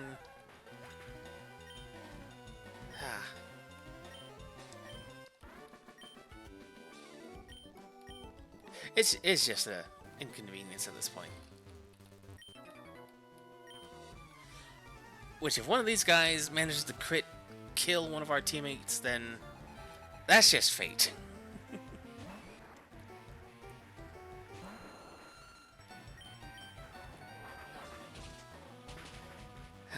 Well, we're getting there.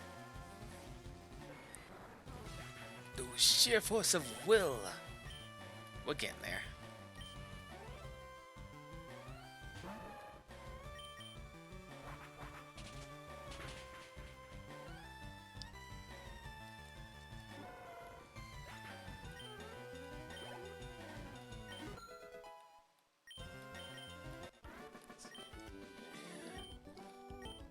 Just hit 35.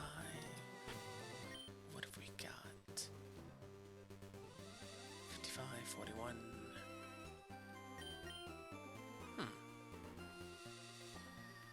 65.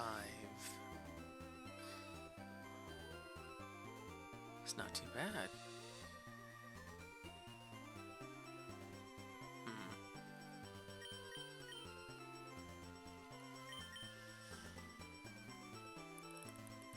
Oh, Setterbows. I'm falling behind already. Ah! Oh well.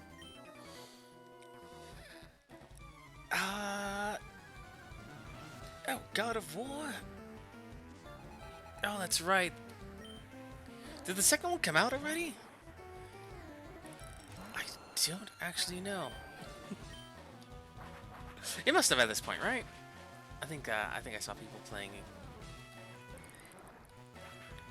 I gotta find out what happens to that. I don't keep up with a lot of game releases as life tends to keep one busy. I do follow a few like game news Twitters, but like yeah. It's like €80. That's boy. Games are getting expensive. I mean, they've always been relatively expensive, but like that's that's unfortunate is what that is. I don't know how much that is exactly in the American dollar, but it's probably more. I think, yeah, I think translating to euro is like a rate of like 1.4, 1.6, something like that.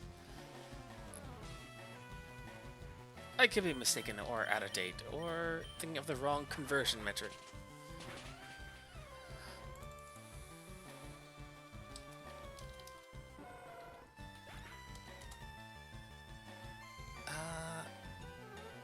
Oh, it's 87 USD. Oh, 87.50. Huh.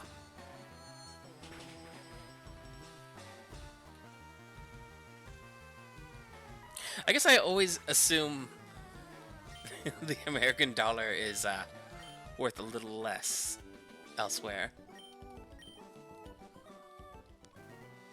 I mean, if anything, at least it's not the Canadian dollar. Or... oh god.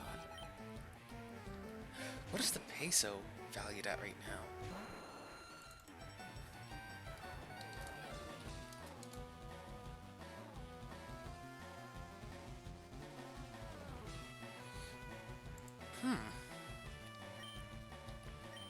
Realizing now, I guess I don't really know the exact value of a peso.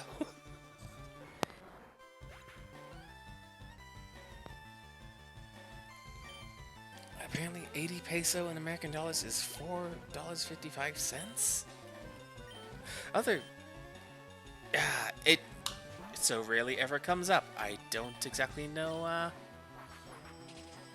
the value of other countries' money. Okay, but good to know. The euro has a higher... yeah, euro, assume higher. Canadian dollar, assume lower.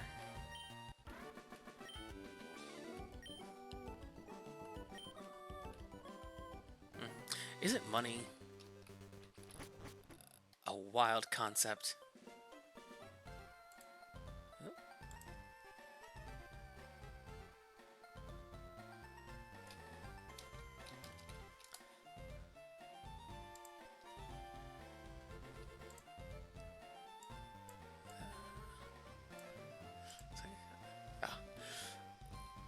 I'll take care out there, Red Dragon.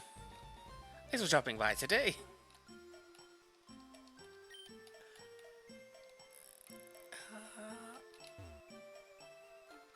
Good. Actually. 104. That's probably the AM. Yeah, rest is good. Rest is extremely good, especially when playing a lot of Fortnite. I would imagine that's very demanding on actually, I mean, they don't always have the building bits as well now. But still, it's bonkers.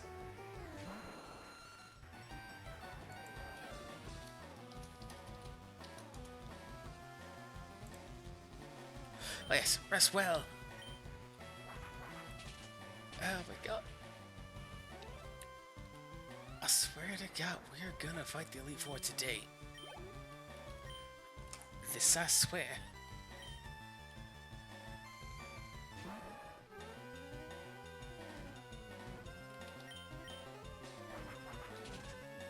Oh. We'll try. But also, rest is important. It's already 1 AM. It's already too late. This is far too late. Pin missile, what? Is... Right. Why? Yeah.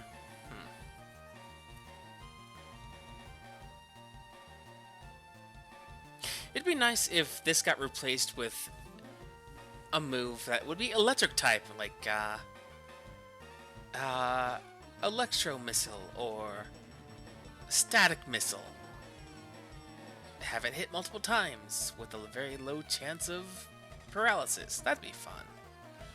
But not this. This is not. Actually, you know what? Get rid of Growl. Gen 1 was weird.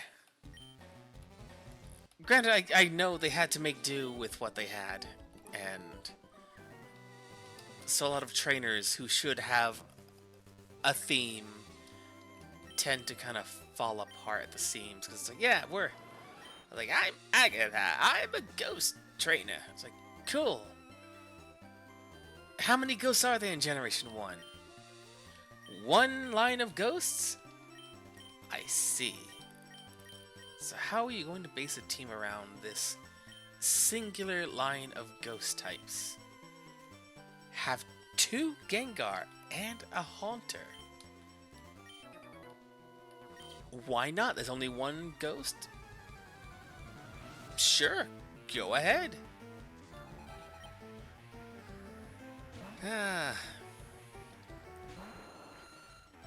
They should have given her a Marowak.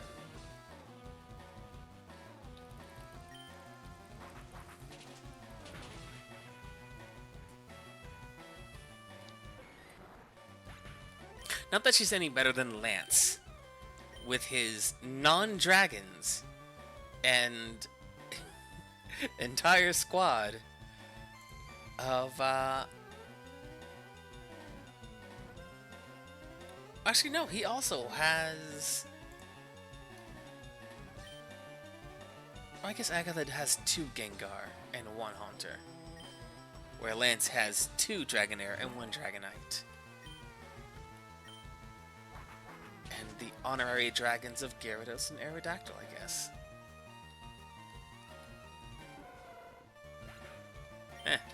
It's fine.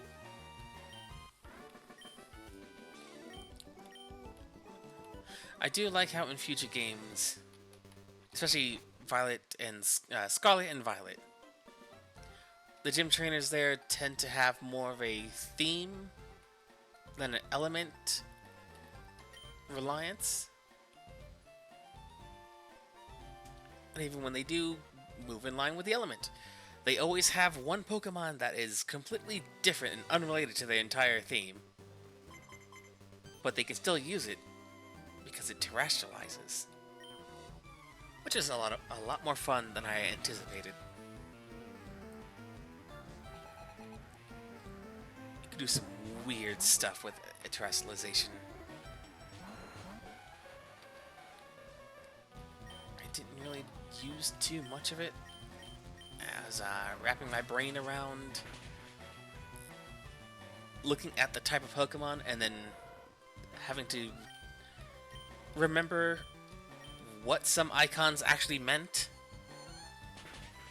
Because like there's one crown that's just a big diamond set into place with a like the housing a ring has. First time I saw it, I was like, oh, a diamond. It's clearly steel type. Because I've seen the rock type. And that's not it. Turns out, no, diamond is normal type.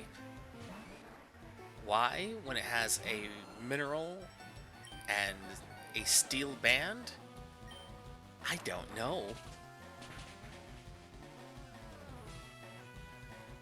Normal should have just been, I don't know, like a sock on its head or something, or a mitten.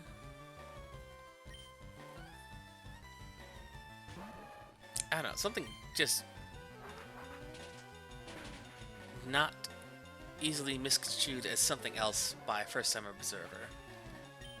Because everything else is like straightforward. Dark type looks aggressive, and it's a big dark icon. It's like, oh yeah, dark type. It looks hostile. Looks evil. Ice type. Oh, it's a big, gigantic snowflake. So yeah, that's definitely ice. Fire. It's a literal fire. Water. Oh yeah, it's a fountain. Flying. It's got balloons. Normal. Ah, yes. The wedding band. Entirely normal.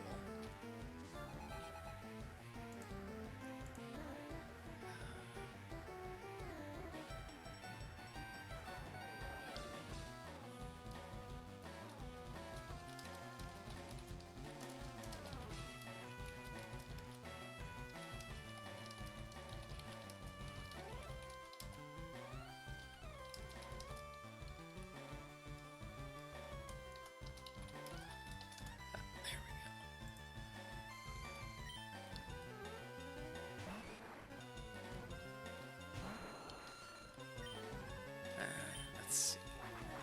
One moment. As I ensure a message was sent.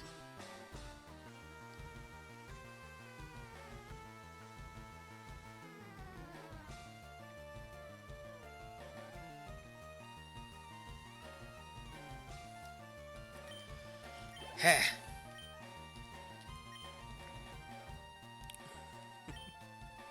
Also, that reminds me, Kiwi. I know things have been the way they've been, but we still gotta test out to see if the Tales of works out. Because if it does, that could be a thing.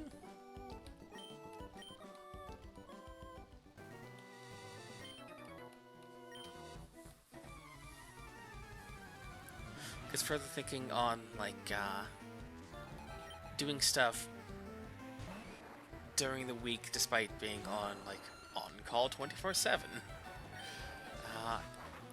It's like if I pick up Honkai Star Rail, it might be one of the weekday slots, just so it's a thing. Because a lot of my usually go to play games.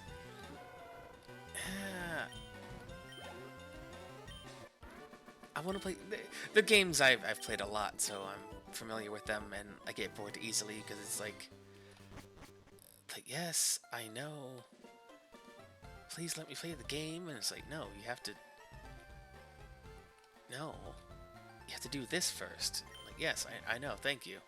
Yes, someday I'll know the full extent of your failing. Yes, I'm aware. Grandpa, please, I want to go into the darkest dungeon. Let me go. And it's like, no, first you must build the town. It's like, I just want to go in the dungeon. It's like, no. Your overconfidence will be a killer. Like, oh, okay. Yes, Grandpa, please. But let me go be overconfident on my own time.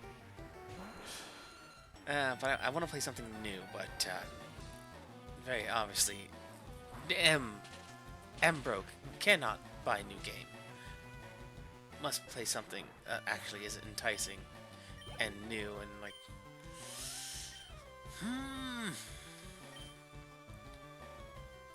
I got the hunger for something new.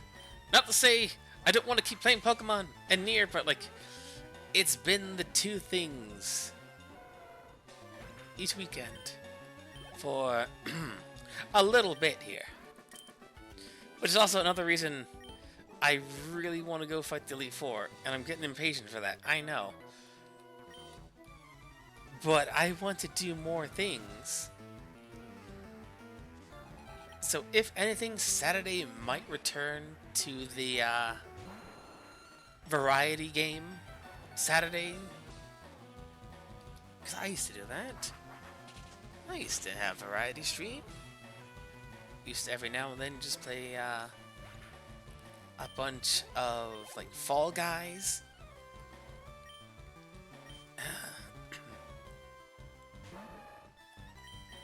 But I hunger for new story. I hunger for new setting, new characters.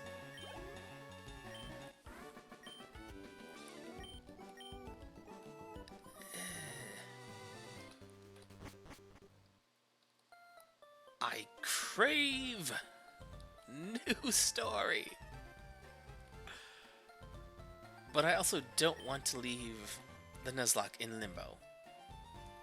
I want to see how this unfolds.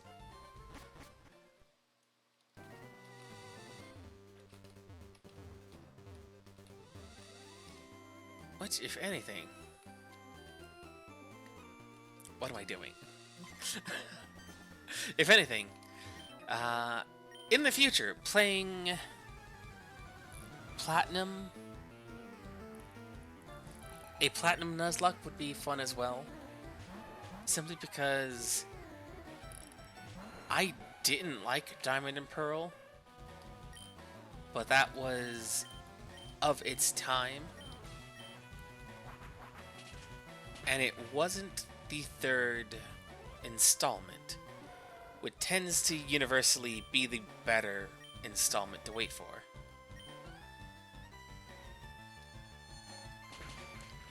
So Ruby and Sapphire are fantastic. I love them both. Emerald, though, that's a really sweet version to play. And yeah, well, yeah, I'm just recapping that whole sentiment, and you did say Platinum is better, which actually makes me want to play Platinum. Because again, I didn't like Diamond and Pearl. The sheer amount of things going on that I felt were impeding my actual getting to play the game popped up far too frequently. I think White and Black? Black and White 2 also had a lot of that where, because they have you set up as a squad of kids or teenagers instead of you being on your own, doing your own thing, it actually helped break up a lot of what annoyed me so much with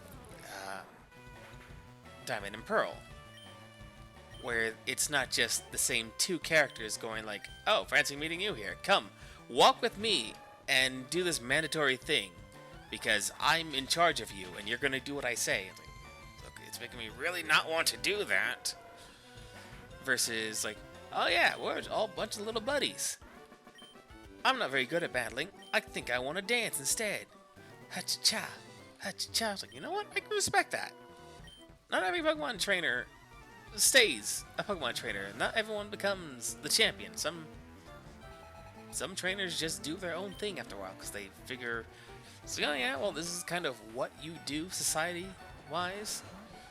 I think I'm gonna do this instead, which is nice. It's fun.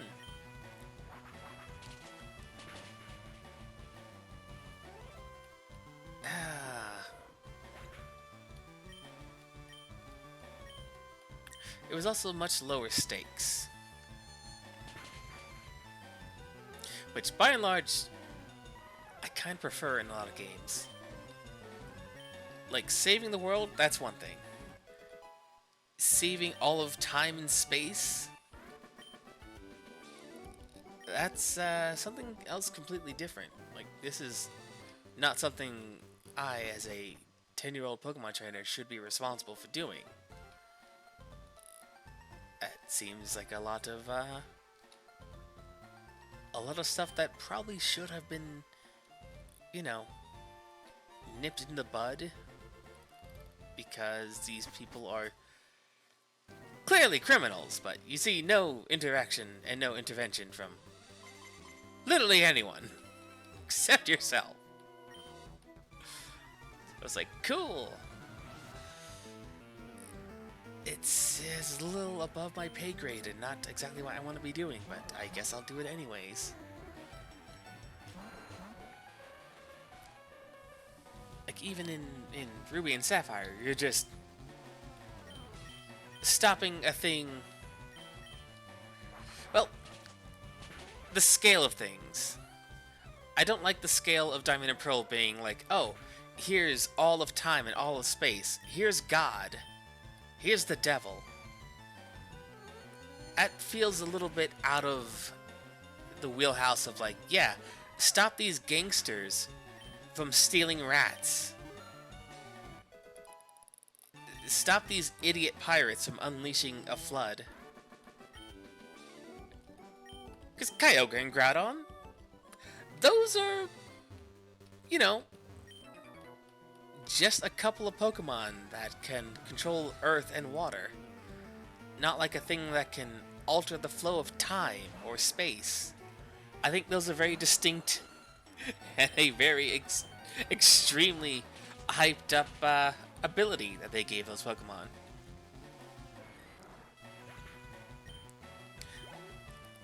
Like, why is Dialga even participating? It's the time Pokemon. It could just go like, no. You don't get to catch me. The Pokeball stops and goes away. It's gone back to the dawn of time. And yes, it's okay to be wrong, but it's why I didn't like Diamond and Pearl. It's like, why is any of this permitted to happen? Does the legendary Pokemon not care that it's being captured? It's like Articuno and the birds were well in their own right in the movies of being like, no, you don't get to capture me unless you have, like, super science. If you got billionaire money, then yeah, you can build a Pokeball or a gadget to capture these guys.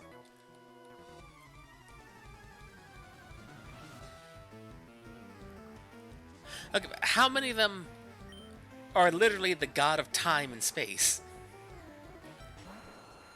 Okay, that's my sticking point there. In Diamond and Pearl, you are encountering deities versus this cat's just really angry and he's got psychic powers. Or like, yeah, this whale, it can make it rain. This whale can make it rain forever. It's like, okay, cool. What about this dinosaur here? It's like, oh yeah, that's the god of time. Cool, what's it do? Nothing. It just kind of vibes. It's like, ah.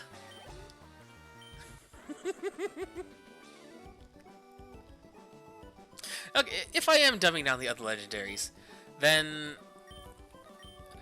what about Mewtwo can end the universe?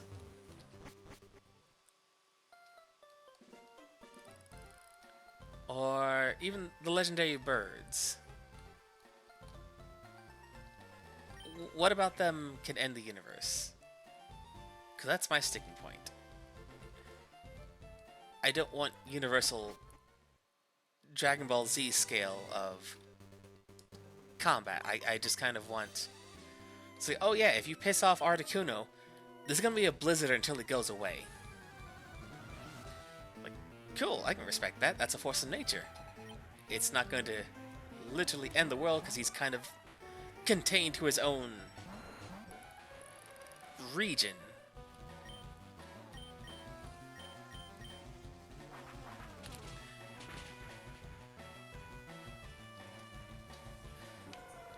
It's just the scale there that I feel did not need to be accessible.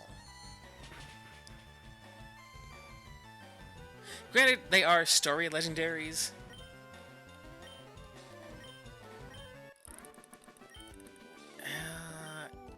Gen 1 didn't have story legendaries because it was just Mewtwo and Mew.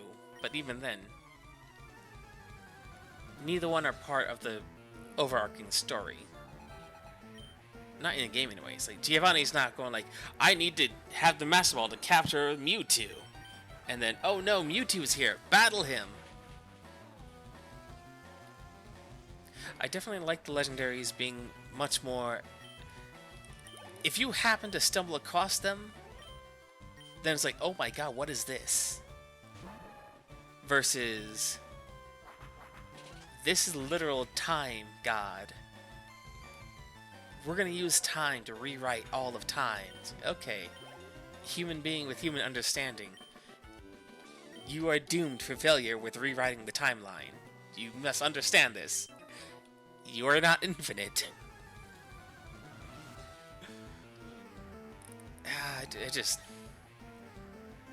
I just also don't have a very high opinion of characters whose whole theme is, I'm going to change the universe by altering time or space. Because they're often a lot more stupid than they let you believe. Because what organic creature with the finite viewpoint of being a human being could possibly be confident enough to rewrite time and space?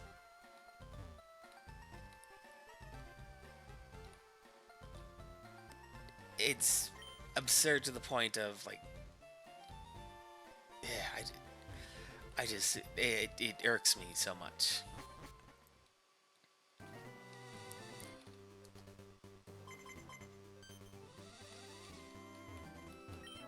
If it was just like, oh, we're gonna use time travel and change certain events, that'd be one thing. But it's like, no, it's like, I'm going to rewrite the entire universe. Like, cool, dude. You'll probably mess it up in about an hour. Because you didn't expect that by moving through time, there was a planet where you were going. So you kind of just put yourself in the core, and it's... I mean, granted, you've got Time God on your side, but you kind of need to exist to be able to use that time power.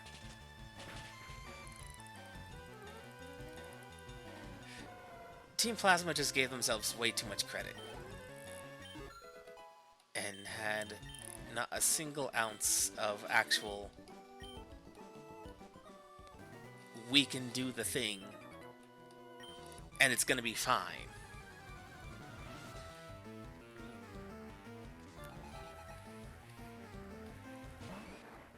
Eh. But that's just me. I don't care much for that. Even Kyogre and Groudon, like,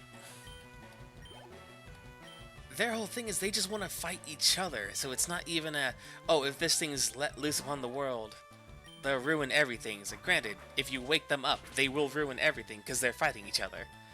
But you can also yourself just fight one, and it's just an elemental boss. Groudon's just an angry iguana that can make earthquakes. Case in point, you can and easily will defeat him.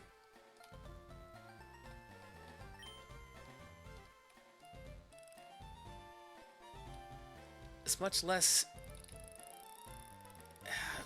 argument that a god of time has that you won't be able to defeat them, or that you will be able to defeat them.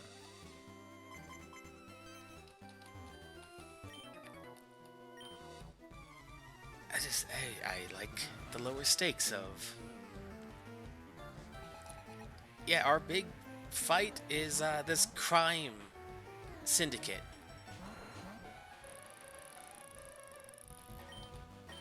That's our big stakes. We're going to defeat the other people doing bad stuff. Yeah, makes sense. I like that. You're not saving all of reality. You're just kind of being a street level super. Not even super. A street hero.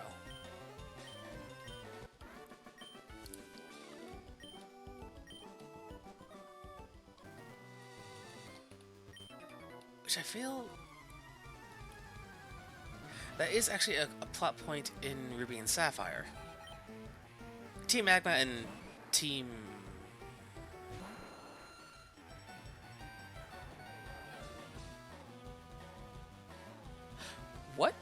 What was the water team's name?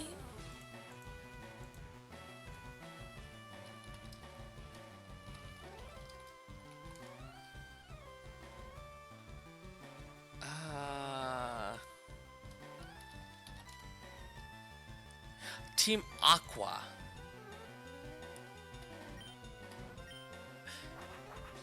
They are by far my favorite teams because in their own plans, they are dumb enough to think, oh, well, we'll just capture these things and they'll obey us unquestioningly. And then they don't. So you see the response of like, oh, the oceans are evaporating, or the oceans are flooding. And there's reasonably time for you to get there and fix things.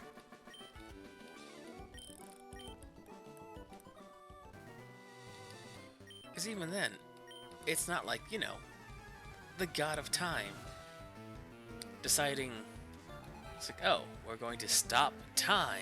It's like, oh, okay, cool, but...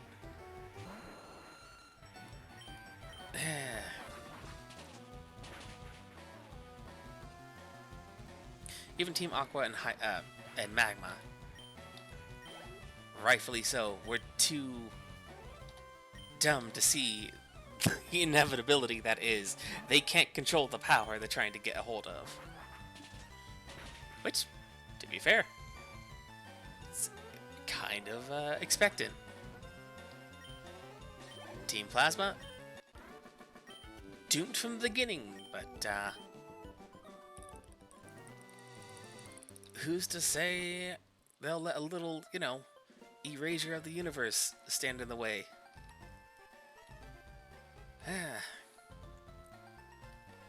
What was after that?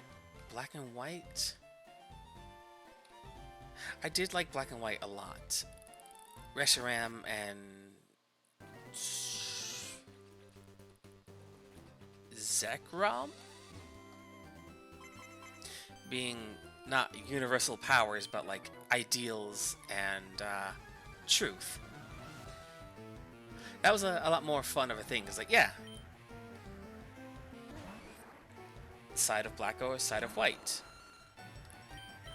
ideal or truth, which one will come out ahead?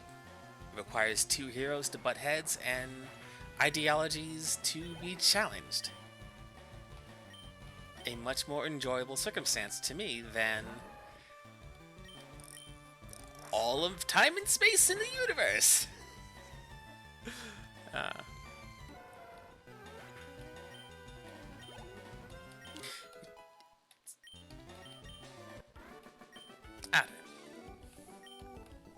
Granted, that's just why I dislike it.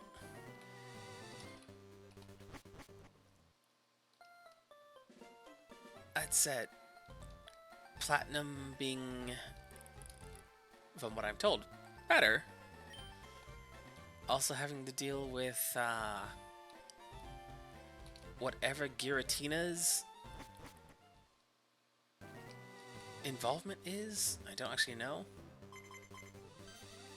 I know he's the devil, but like, what does that mean in this context?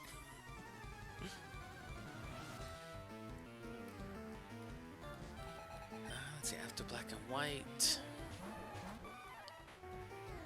What was after black and white? Is that sun and moon? No, X and Y. Life and death.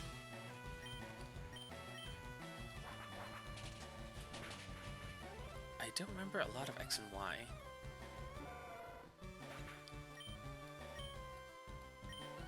I played Y, naturally. And it has something to do with the villain team wanting to use Yveltal to kill a bunch of people, I think? To be fair, it's a really powerful Pokemon, so that's well within its wheelhouse. And then something to do with this immortal man. For some reason, I don't remember.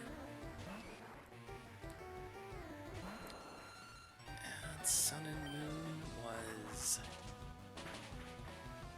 first Team Skull and the Aether Foundation. Which I like Team Skull a lot. I'm glad they weren't nearly as bad as like they could have been. Because they still had a point to exist. It's like, regardless of being part of the villains team, they still had their own thing going on. And the Aether Foundation being what it was.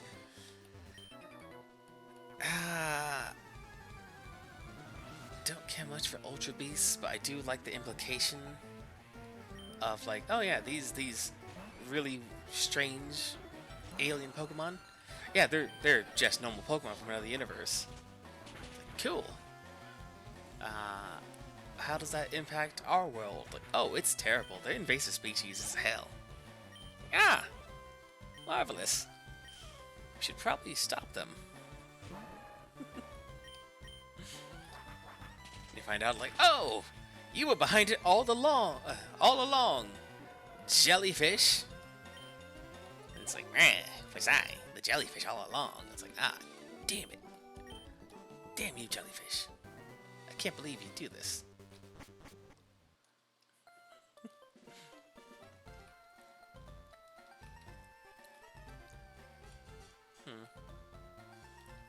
Dimensional bleed, I like a lot more than, again, time and space manipulation.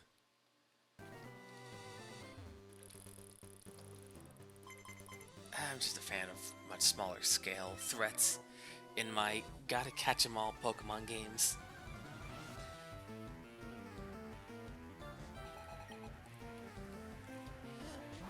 Oh, jeez, how long have we been going? I've lost myself in the Pokemon.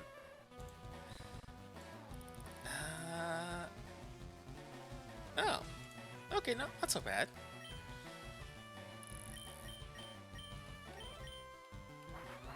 Slowly but surely, getting the team to 55.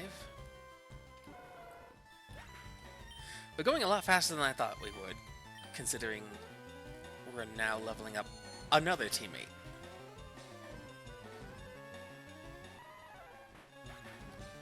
Is bananas. B-A-N-A-N-A-S.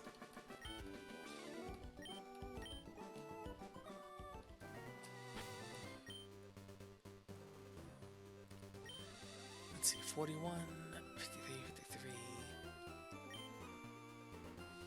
Atlas, buddy, we'll get you there. We'll get you there.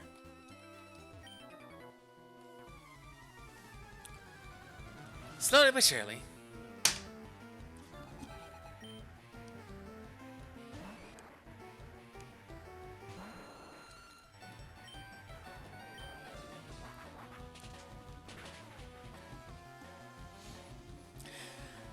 As a side tangent, I wonder when our next Pokemon spin-off is going to be that isn't Mystery Dungeon. You know what? Thunder Wave? Get that Thunder Wave. Paralysis is very important. It'll help us get the first shot. Well, first shot quotations, it'll help in the long run. It's a little RNG based, but it will always make the opponent go second unless it's so absurdly fast that it doesn't matter, like a quick attack user or extreme speed. But at that point, you do what you can.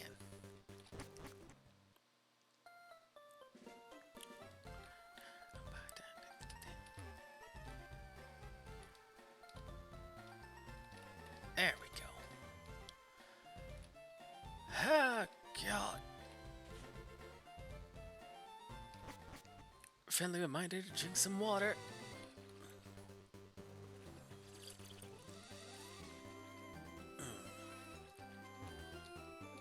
Sweet, sweet hydration.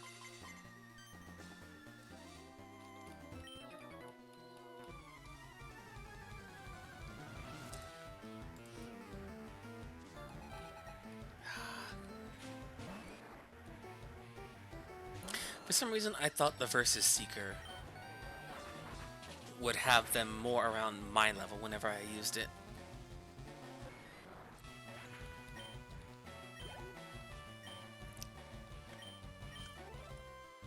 Because sometimes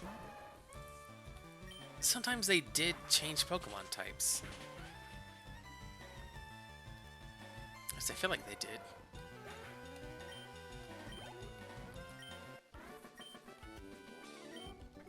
But not these guys. Yeah, well. Yep, that's another one.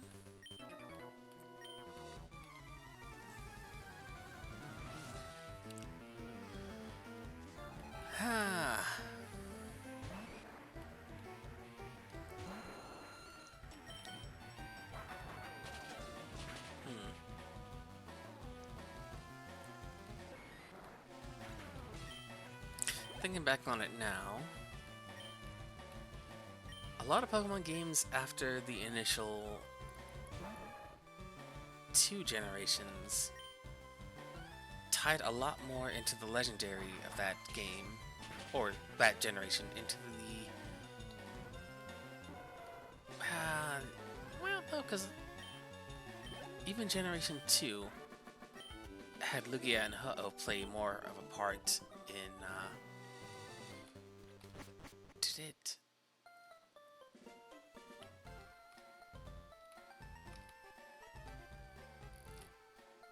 I guess factually, yes.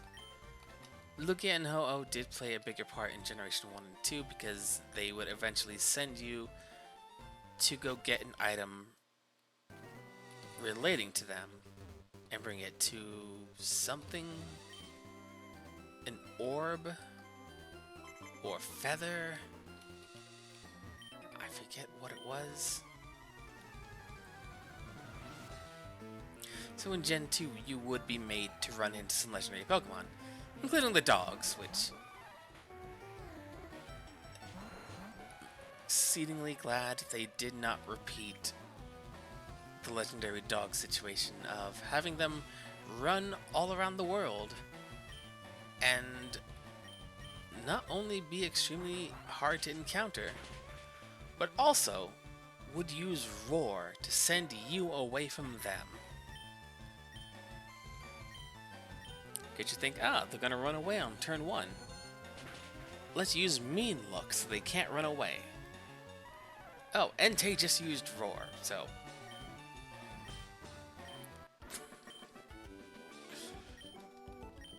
those things were so annoying to capture.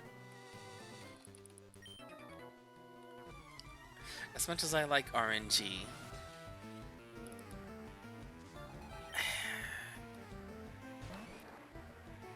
I hate when the RNG is mandatory to do.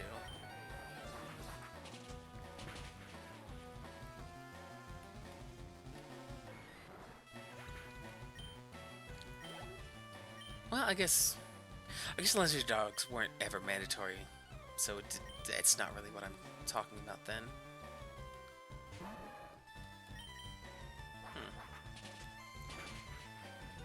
No, yeah, because you don't need to capture any of them. I think in Crystal, I only played Crystal the one time. But something about Suicune was much more closely linked to the protagonist in that game. I forget exactly what.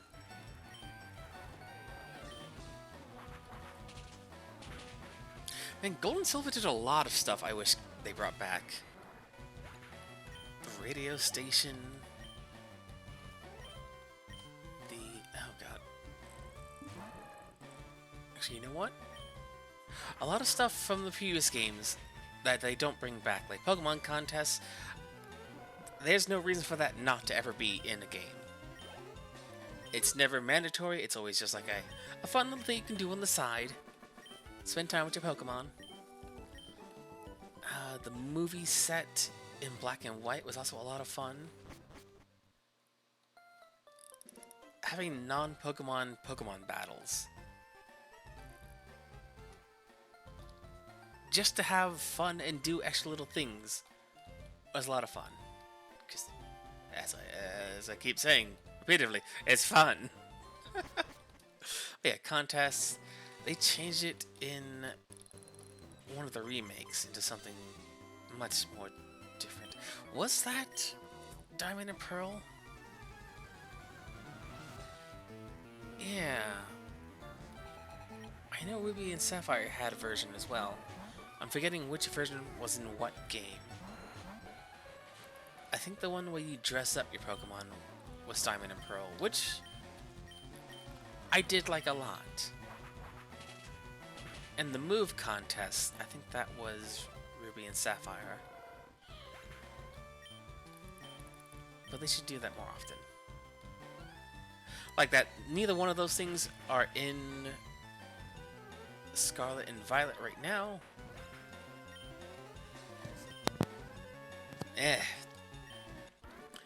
If they're gonna have DLC, I don't see why they can't add those things back in some way.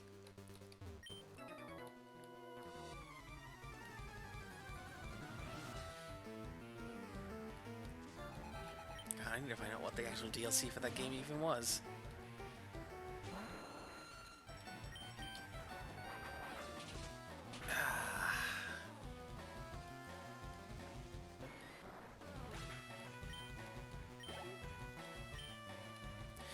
There is something about a masked trio based on more yokai that was really fun to see. I'll need to look up more about that later. While we're still grinding! Oh my god.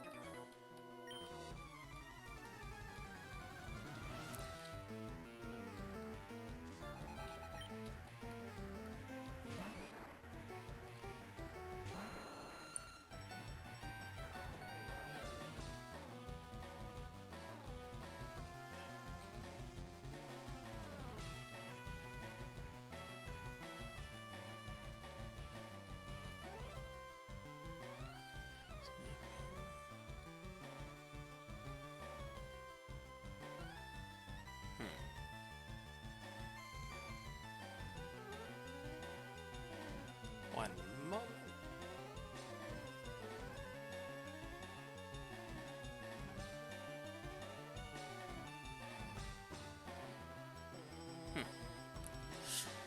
Ah, oh boy. Okay.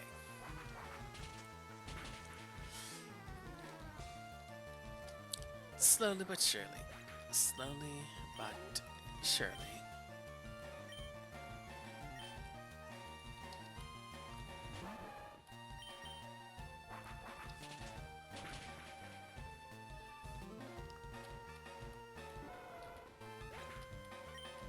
Wait, were there?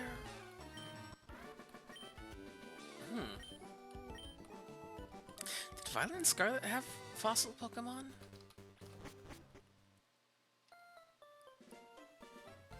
Huh. If they didn't, they probably didn't because you had either prehistoric ones or future ones. I don't recall.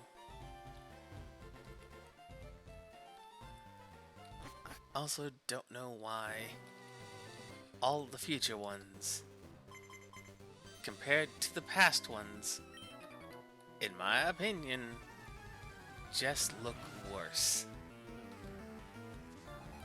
I am a big fan of giant robot monsters, but I wish they did more. The Hariyama that's just a mechanical Hariyama with floating hands, I don't much care for. Compared to, like, this prehistoric Jigglypuff that's just a surly little monster of a gremlin.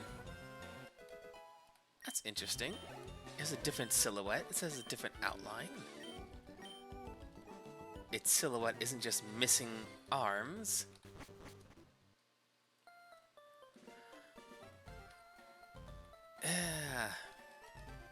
I just feel like the Scarlet ones were just more imaginative than the Violet ones.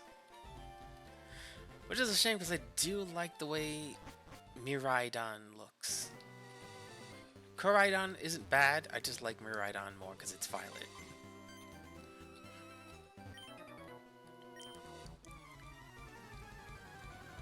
It's just strange.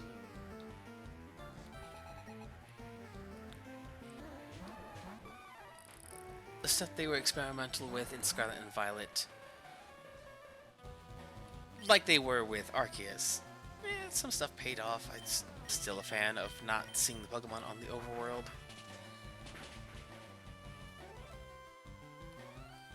It takes away it takes away some of the mystery, the mystique of not knowing what's going to be in the grass.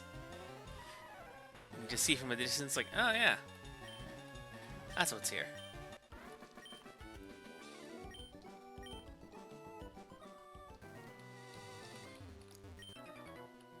Like, there's not as much.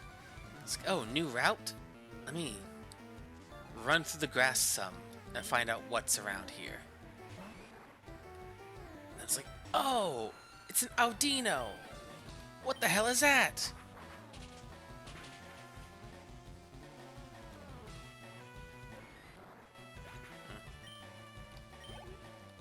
Also makes Nuzlocke weirder, because you can just see what's there. So you can just decide, you know what? From this route, we're gonna get a Tauros. So this one, we're gonna get that site there.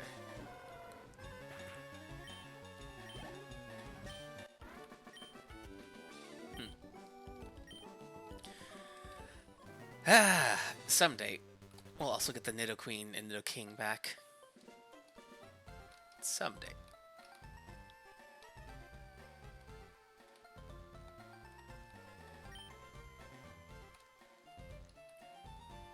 I saw some like video theories on YouTube about why they haven't shown up again. And especially since like there are Pokemon that have male and female variants. But it's because they are distinct Pokemon.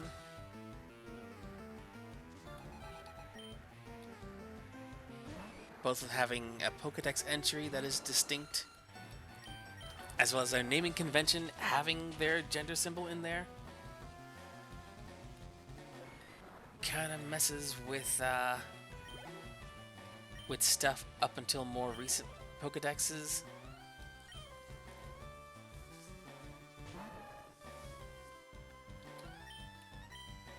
So maybe that has something to do with it. I'm sure it's nothing that can't be resolved with, like...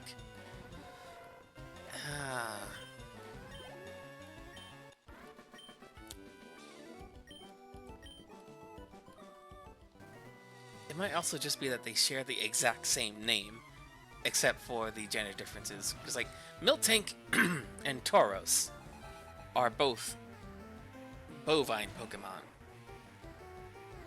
There are no male Miltank and there are no female Tauros, so it's implied that they are the same species, just two distinct versions. So maybe they can do something like that for the Nidoqueens, but then the Nido line. But they also still have to deal with, like, they have the exact same name. What the hell will we do? Until they, actually, no, they don't. The first phase does.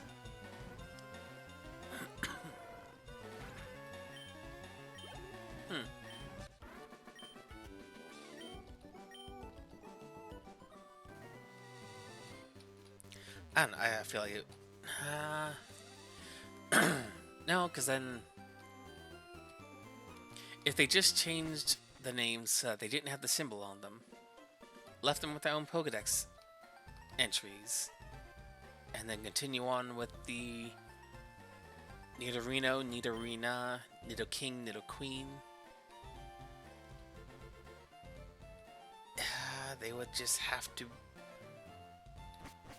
They just have to make it so that there aren't any trainers asking for a Nidoran.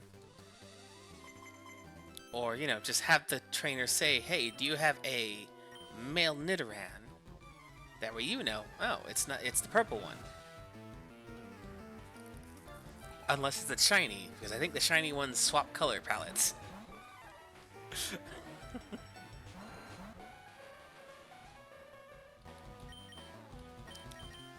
I just want my giant monsters back. Nidoking especially. He's such a nice shade of purple. Nothing bad about Nidoqueen, I just don't care for the blue.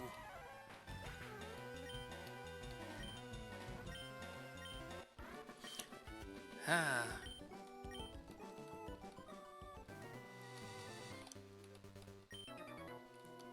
Well. Also, maybe one day Ekans and Arbok be let out of the Pokemon jail and they'll show up in another version again. I think they're in black and white, but it could also just have been Seviper. I forget.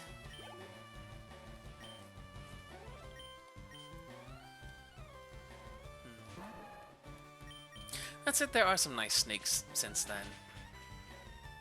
Superior's nice. Still not sure if it has hands or not.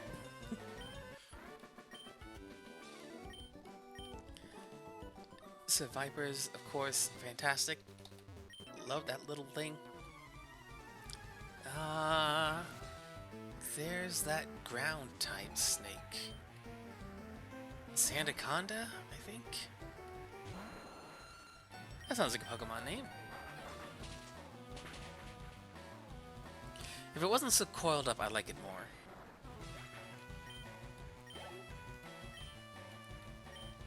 Yeah.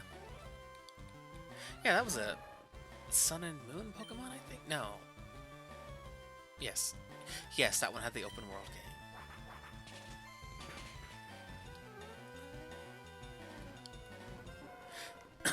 Dynamax Sandaconda was a lot of fun, though. Just turns into a tornado.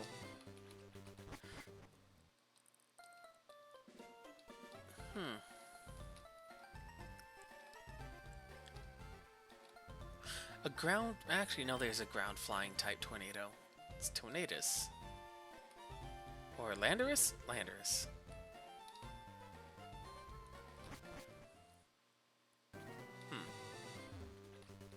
Just thinking about a Sandstorm Pokemon. It's flying ground type. But that's already a thing. Fantastic.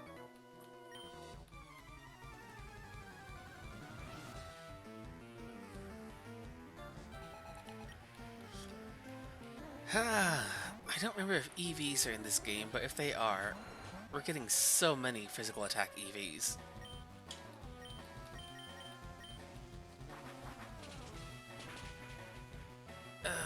EVs are a thing I am glad in later games it became much more easy to actually understand if you had any, and manipulating them in such a way to actually get your Pokemon to have the skills you want it to have.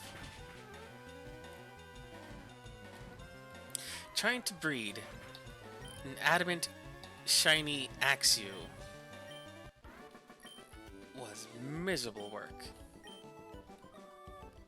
Because it was always RNG whether or not it was or wasn't just shiny. But before even then, I wanted to have an adamant one because that'll give it higher attack. I want the hot-blooded protagonist, Haxorus. Get RNG'd, idiot. Kiwi, that's every day. Every day, Kiwi, we get RNG'd like an idiot.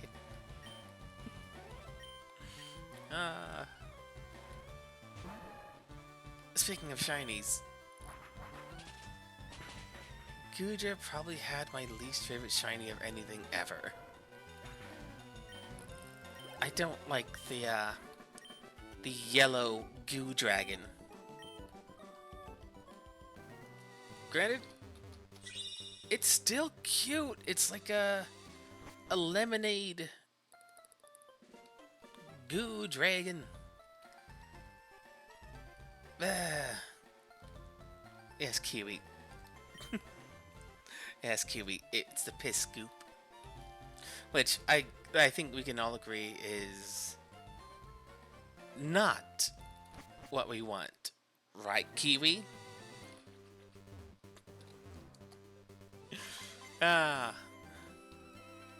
Also, default Goodra is just a really nice, like, almost gray, very light pastel lavender, which I also really like.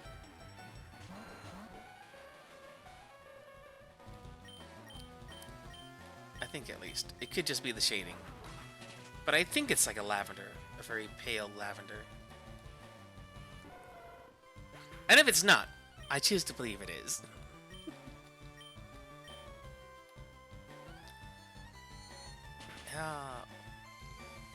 But an all-black Haxorus with red axe edges.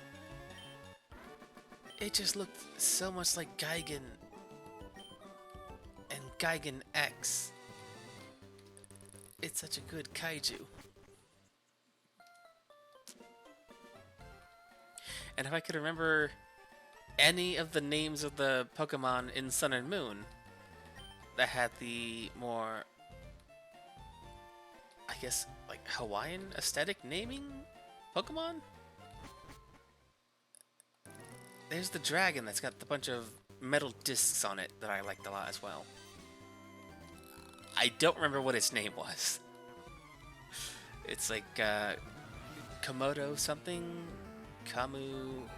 Hoto? It's named for the repetitive sound of clangs that it uses on its body. I just can't remember what it's called. Oh god. And all the Tapus, Tapu Lele, Tapu Koko. They're fun looking. I don't remember any of them.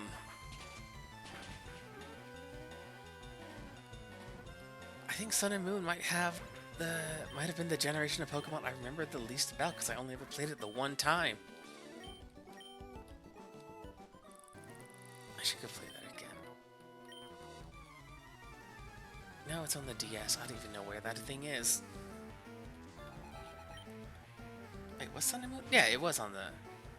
Right, we already had this conversation earlier. Sun and Moon is on the DS. Where my DS is, I don't know. Though that would be a fun thing to do for a future stream. Getting DS games to work. And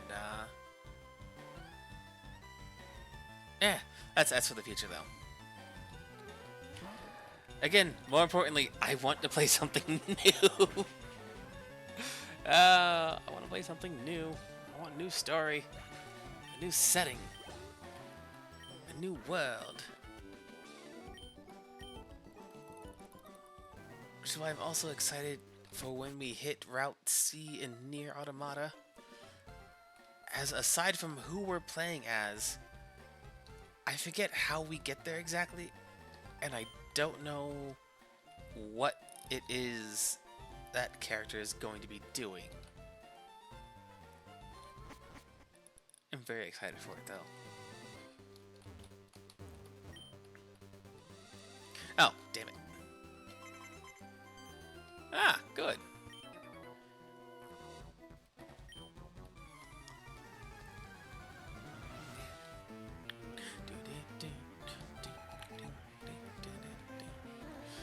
God, I want the Sea Slug Pokemon to come back as well.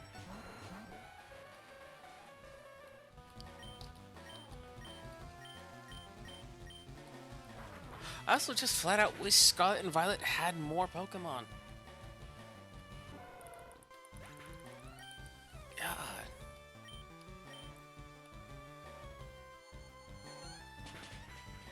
I guess more distinct Pokemon. Like, granted, I know there's an entire Pokedex in there, but there's so many repeats from past generations.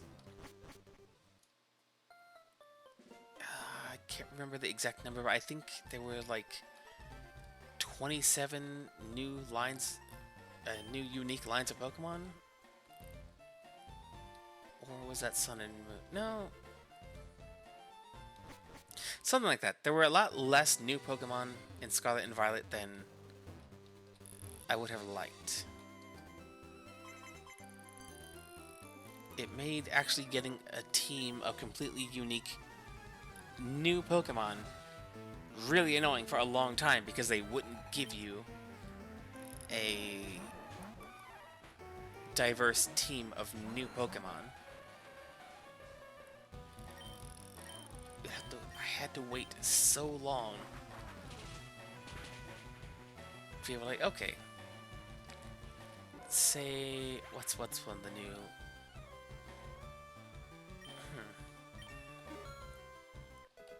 Getting a new flying type took longer than I thought it would. Because this generation didn't have a new starter bird. They had Fletchling and Rookity, which, don't get me wrong, two very good starter birds. They're a lot of fun.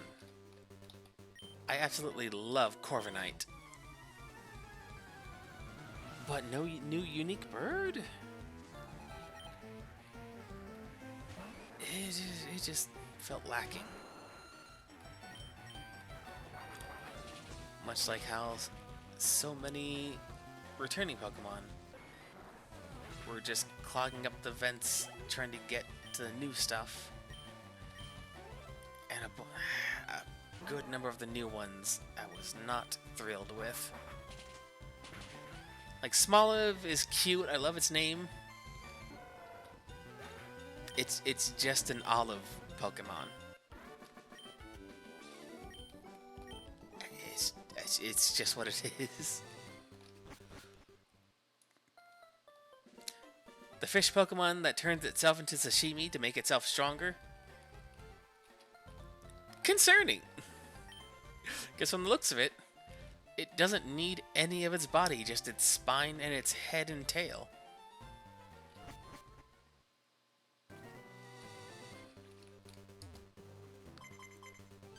Bizarre that it was a psychic water type and not a ghost water type. It being a ghost water would have been really fun as well. Because I think the only other ghost water types are Jellicent?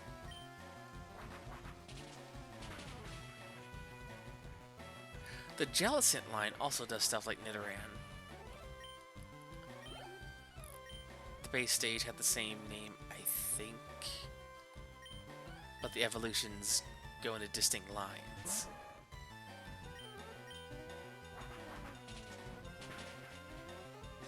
Or maybe they don't. I don't remember. Ah, dang. Ah, I never used the jellyfish Pokemon, so I don't remember.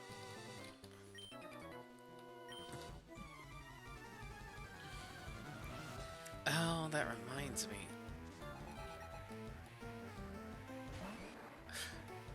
Oh, no, oh, the one.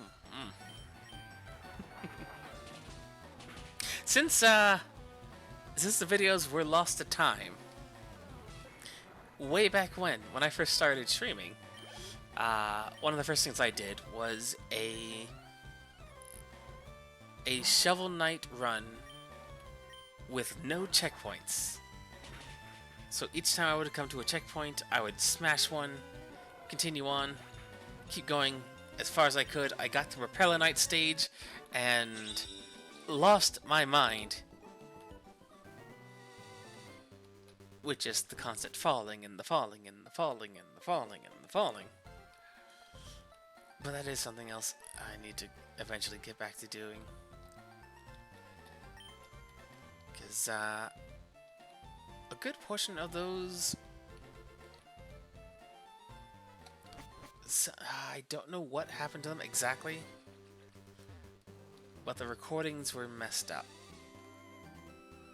And I think the first 2 streams, I didn't even have set to save the recording on my hard drive. And forgetting to actually go and get those, the VODs had expired.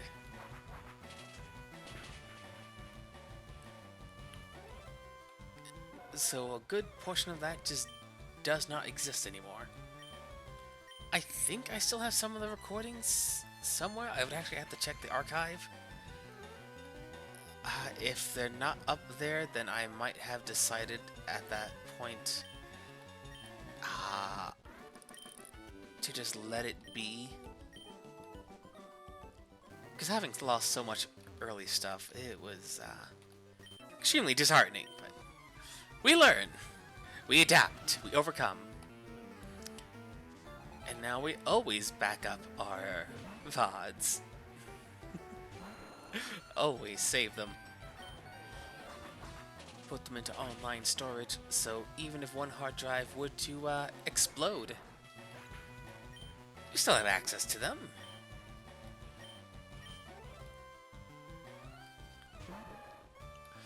But it's something I'll have to... I do want to do that again, even if not doing the challenge playthrough. I still want to fly. There's still a oh god, what was it?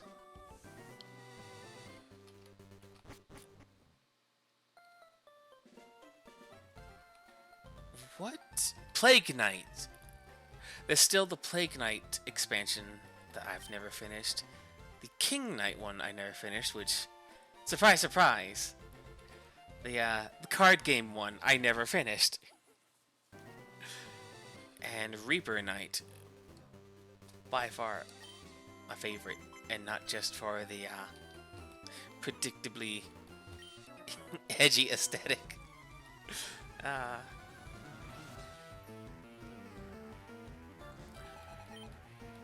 just like spooky aesthetics. Like my favorite class in FF14, which for the longest time was Red Mage. But then I discovered Dark Knight. And then I got sick of tanking. Got so sick of tanking. Agility. No, we are not learning agility. You will not survive. And then after Dark Knight... God, I think stuck with Dark Knight up until the latter end of Shadowbringers, where I swapped back to Red Mage. Because I love the Red Mage. They're so flashy. And I'm not even talking about the LB3 that can literally blind the entire squad. They're so stylish. They're so stylish.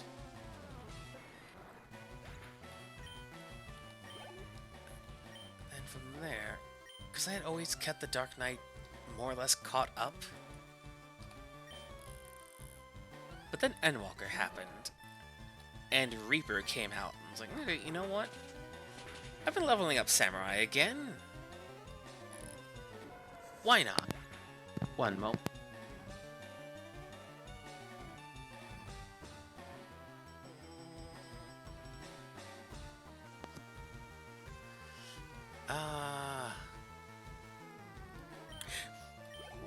Yeah.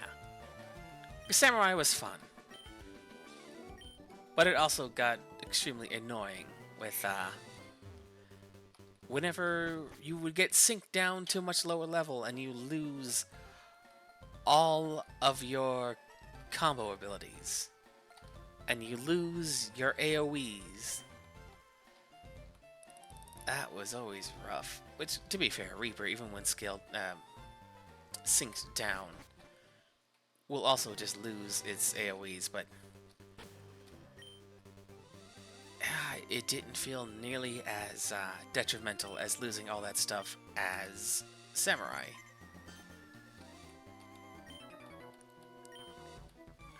Plus, like, people either like Reaper or they dislike it. It has a very simple kit, but it's in that simplicity that I really enjoy it. You can get in that nice swing of a rhythm of like left, right, all around, through.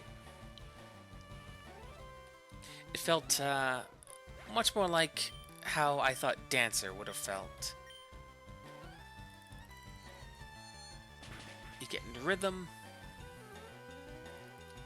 and like the more of the later game bosses I fought, like the better I learned what they do and when they do it. So like learning Abyssos and then like getting to feel that entire culmination of dance as Reaper paying off. Oh, it felt so good.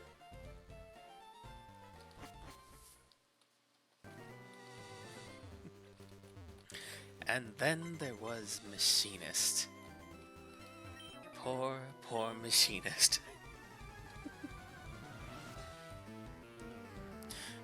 For being the magic shooty gunman, their kit is not how I thought they would be. Which already is not terrible because back in the day they had cast bars for all of their shots, like a bard. Or was it bards that had it? No, oh god, it's been so long. It's hard to remember too far back, as I don't know when exactly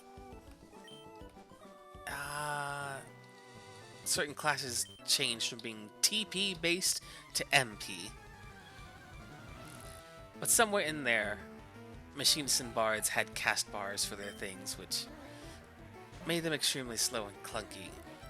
Which, gladly so, I missed out on all of that, because I stopped playing for the longest time. Till I went back, and now currently not playing it right now, because, that broke life. Prioritize what you must.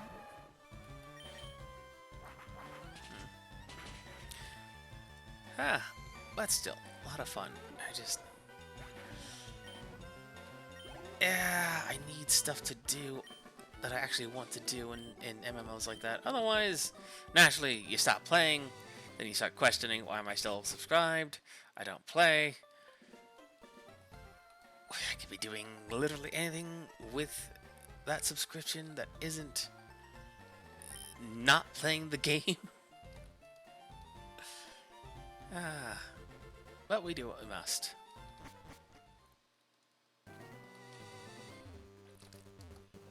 There we go. In fact, how far along are we? 55, 54, 47. Oh, God.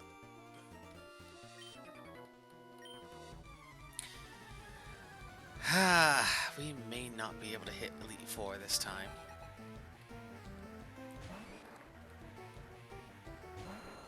Which is aggravating to no end, as I really wanted to fight them today. But the team's still not there. Which, to be fair, if Red Dragon hadn't mentioned the Jolteon, I probably wouldn't have gone through with the swap over. But this last week, whenever I've been able to really look at my team, like, I could do this, I could do that, but like, no, I'm probably just being dumb about it. But when someone else confirms the thought, it's like, you know what? I was already debating in my head about it, but like, if someone else also thinks that's a good point for the team as well, I'm more liable to indulge in it. When it's about what moves should be on who, that one is gonna in my own hands. It's because they don't know what I'm building my team for.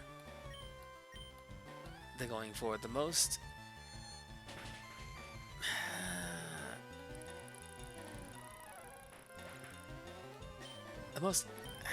powerful kind of build for them, but like, aside from covering up glaring weaknesses, I'm not looking too much into power. Like Blizzard, I don't care too much about.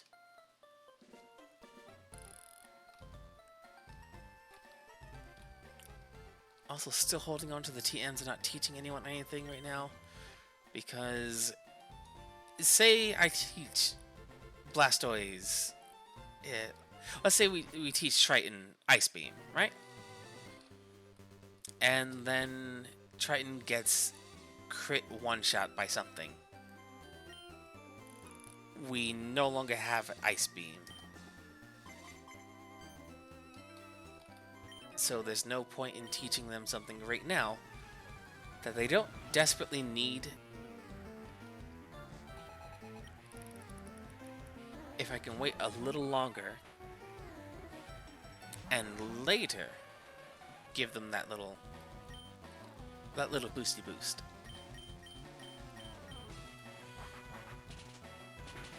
Call it a 11th hour pushing from deep within to get the absolute limit of their ability.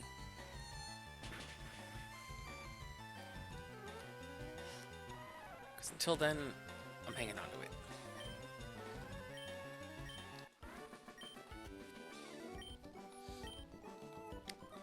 There we go. You know, Citadels is at 55. How close were you to leveling up?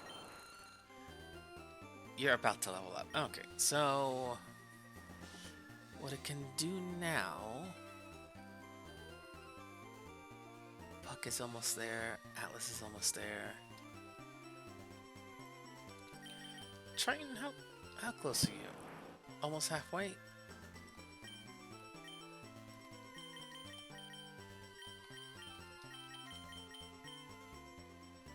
Cyclones, Demisto, Atlas, Puck. Zinx. Zinx will level up to 55 in no time.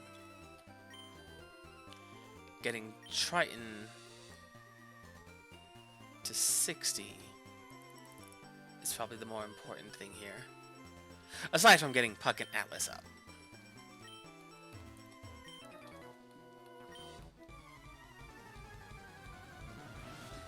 Because holy crap, I'm still putting a lot of faith in Triton's abilities, which by and large should be fine. Attaboy, Triton.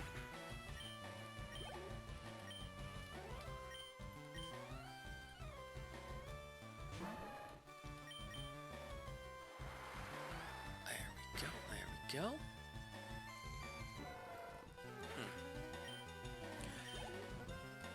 Oh boy.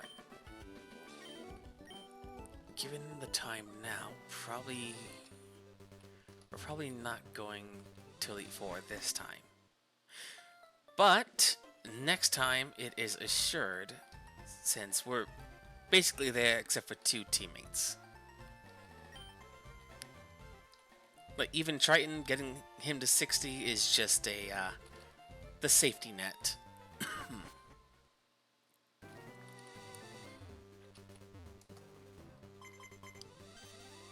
Fantastic.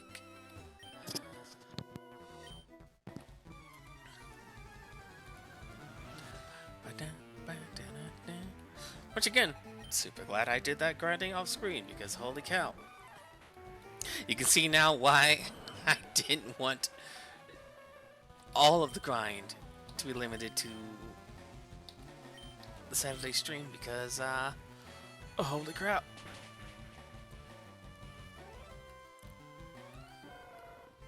We'd be here for multiple streams doing the same exact thing, and I don't think my brain can handle that. I would go absolutely bananas.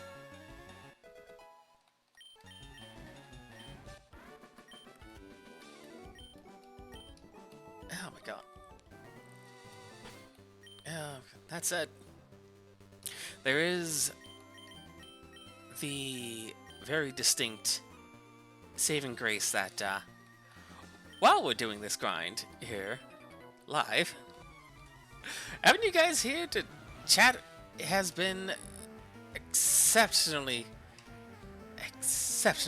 beneficial. Like, holy crap, I don't think I would have been able to do this and not just get frustrated and put it off for even later. And I just still, again, exceedingly frustrated, because I promised you guys we'd get to Elite Four today. And that fell through, and that feels bad. But it is with the how I chat. We've got this far, and why next time we will 100%. No exception. We will be ready next time.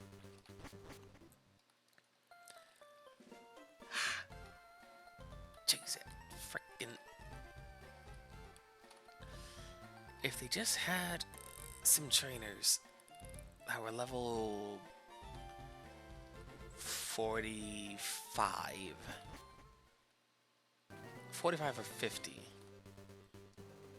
that were nice and clumped up together, that'd be super cool. As it stands, it's just these jokers. But we're getting there.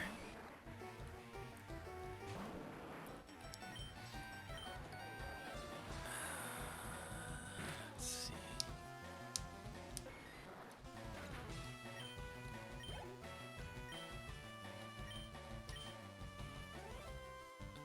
So trying to get into the 60 shouldn't take too long.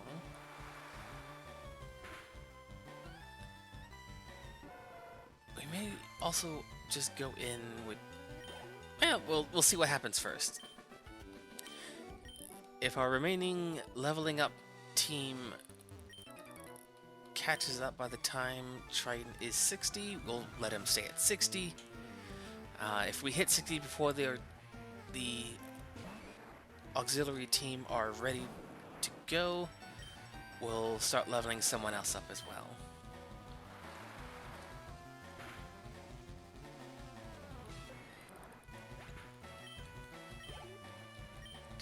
Holy cow.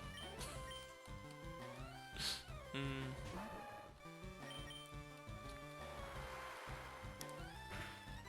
Huh. You know what?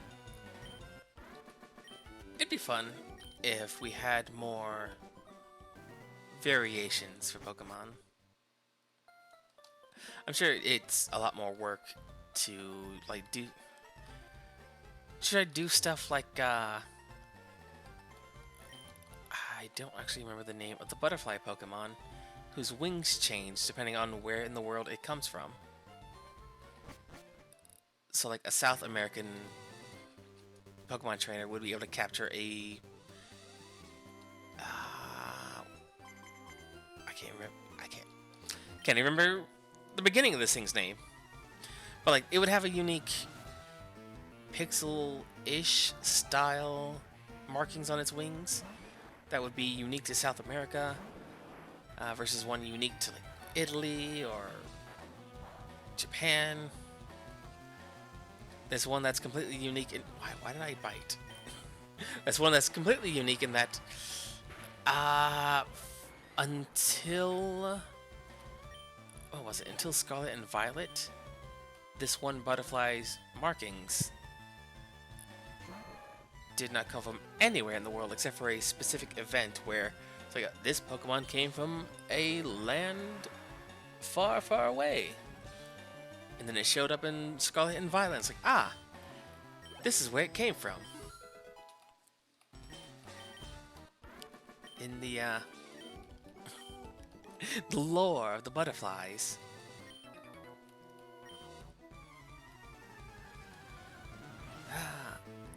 But stuff like that is a lot of fun, and I wish more Pokemon did that. And I get why they don't, because that seems like a bunch of extra steps for things that a good portion of players are never really gonna see. Like the 36,882 different markings of Spinda.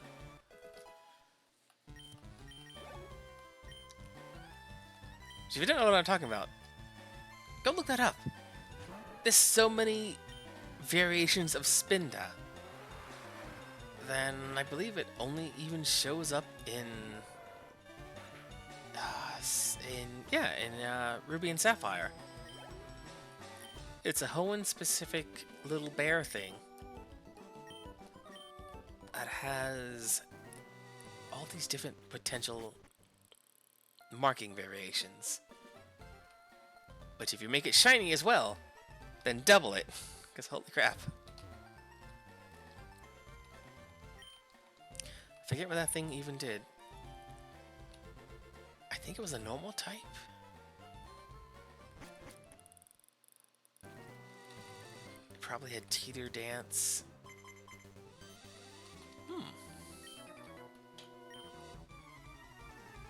It was just a weird little bear. Didn't do much except wander around in the ashes of a volcano. Which is fine, right? There's hardly any toxic gases out there.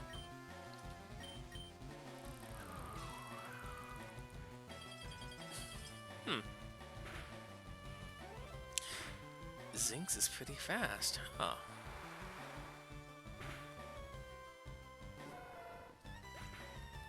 Also, at some point, Surf, for whatever reason, the game devs decided, yeah, you know, Surf has never hit your partner Pokemon before. Now it does. So Surf went from being this most ubiquitous move you would always have on hand, no matter what, to so actually you have to watch out for what you use this on because it's gonna hit your allies as well.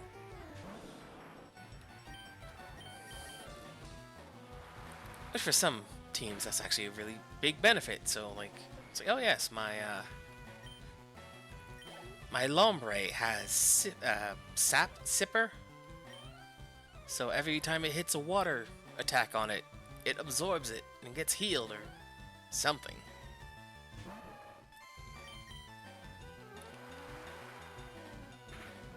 Maybe that's why they did it.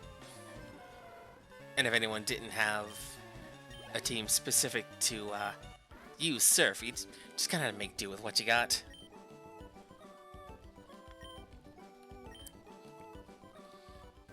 At least until eventually you no longer had Surf. Which, to be fair, getting rid of HMs was a great move. Let your teams have more moves that were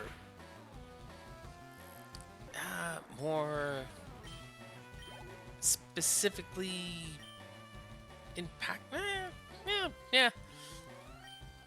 Depending on what you were building a Pokemon for, it's more specifically impactful for that individual versus like, oh well, I've got a team of Golbats and a Bidoof. I guess we can't fly anywhere or rock smash, but we can surf, waterfall, dive, and cut?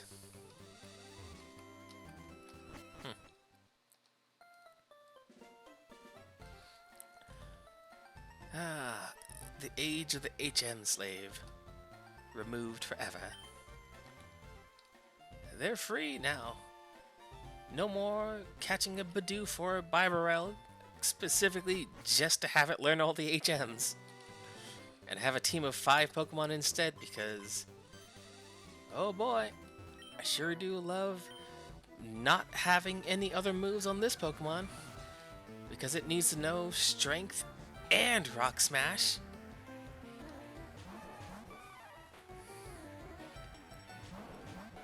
Just get rid of it altogether. Koraidon, Miraidon are fine. That's like the perfect answer. Well, perfect. I still like the Poke Helpers more, where you're like, oh, I need this rock pushed. Ring ring, hello. Machamp Express? Yes, I have a rock that needs pushing. And they run up, like, yes, we're here to do the job. Push the rock and they run off. Yeah. Fantastic. That was fun.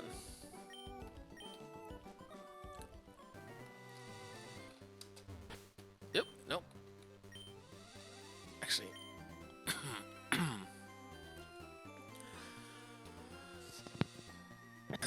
Puck is nearly 50. Good. Yeah, just eliminate the need for HMs entirely, which, on the one hand, I do miss having the Pokemon come in to assist you. Because they still have the bird taxis. Those are still a thing despite every other HM being removed and not really mentioned ever again. Like, there's no push the rock puzzle. There's no... I get... Does Rock Smash even exist? Are there rocks to be smashed? I don't remember.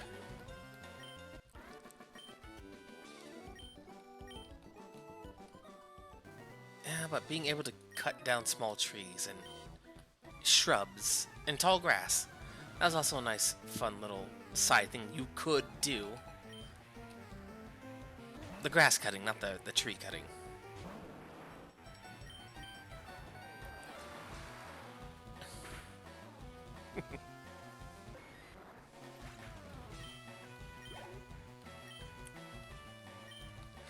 Stuff like that is, not sorely, somewhat missed. Just moves that can be used in the open overworld, like, I think Sweet Scent still exists and you can still attract Pokemon to you with it. But that was a fun one.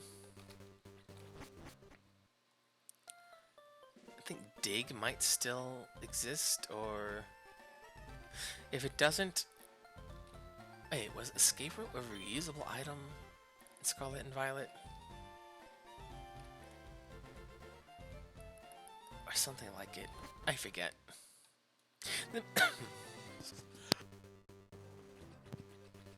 They made a lot of quality of life changes that for the most part, pretty solid. Some of them, questionable.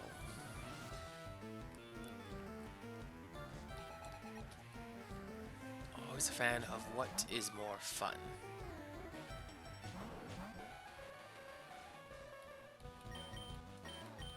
There we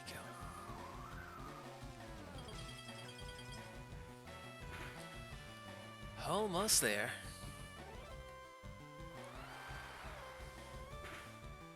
Step by step, thread by thread.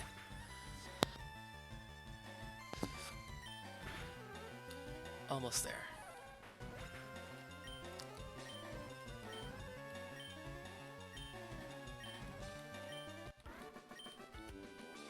There we are.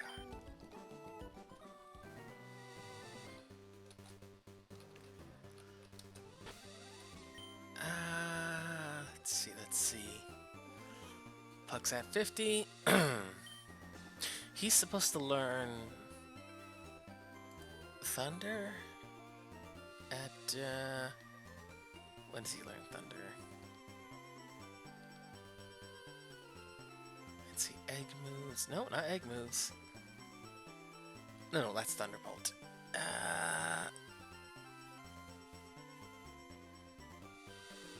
Learn by leveling up. Thunder at 52. So Puck is almost at a Thunder.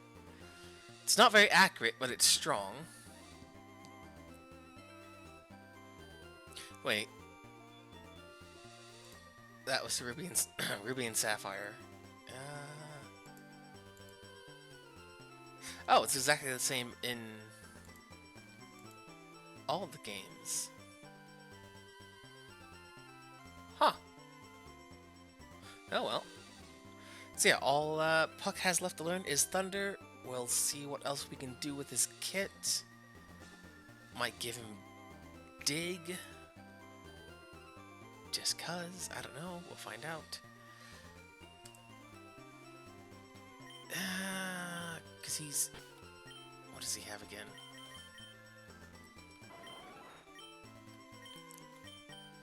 Right. Oh no. What are your stats looking at, buddy? Low defense. Alright, special defense.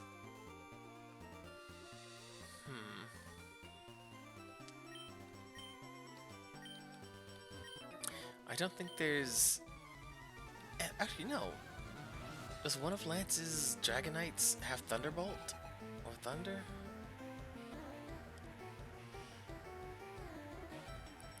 Oh, I guess Dragonairs. He's only got the one Dragonite here.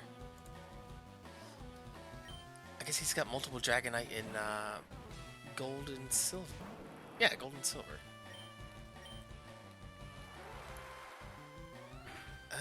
No, none of his have an offensive electric attack. Which is fine. We probably shouldn't send Puck out to fight a Dragon type, as I believe they resist.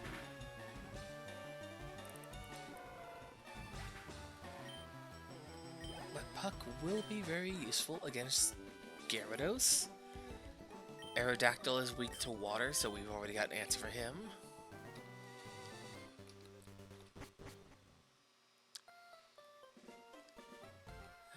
Let's see, he knows Ancient Power.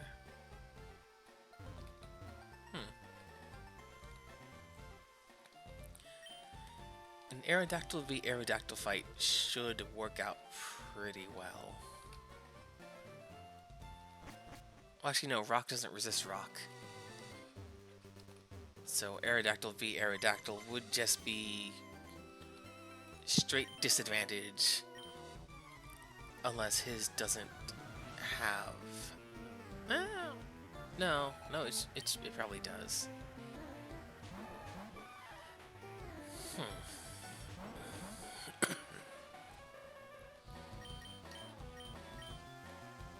Oh well. It's another time to worry about. For now.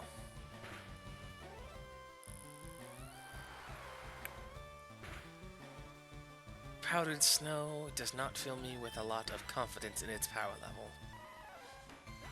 I'll have to find out exactly how strong that thing actually is.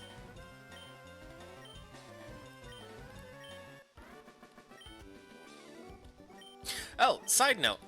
Kiwi, if you're still there, how do how do audio levels sound?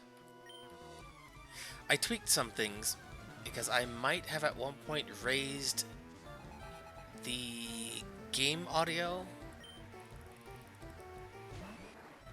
but I also put my mic down a little bit.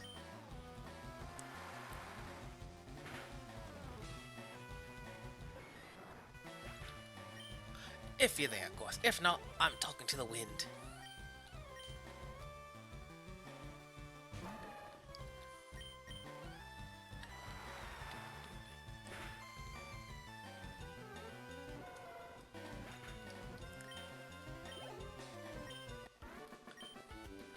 Perfect. Let's see. 50.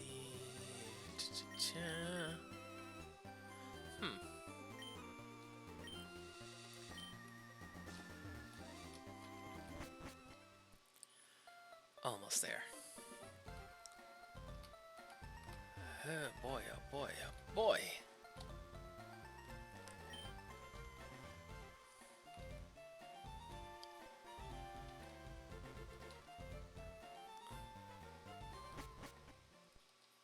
So we're trying at 60. Everyone else at 55. Nope, right. Oh, fantastic.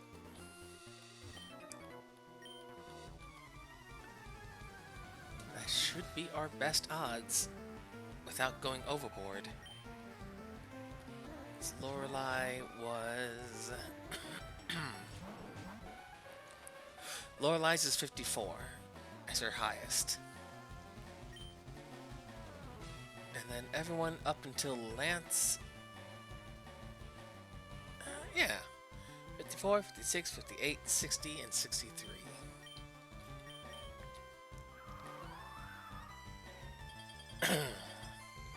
Because I don't believe I'm underestimating Lorelei, Bruno, and Agatha. They are not the ones that are the major threat. That's gonna be Lance and his friggin' resistant dragon types.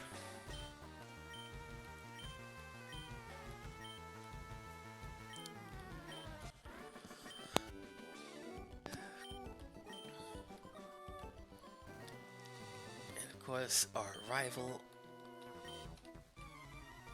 with the level 63, 9 levels higher than Lorelei team.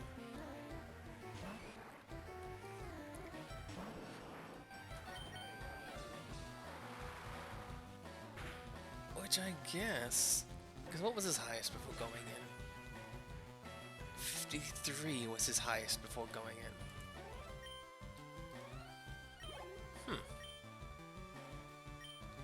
You know, that's pretty decent.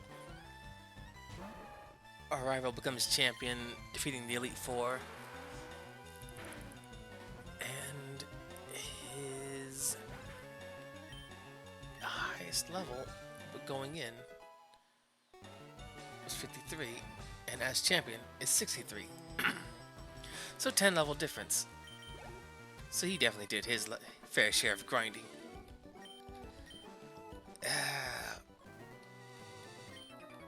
Here we go.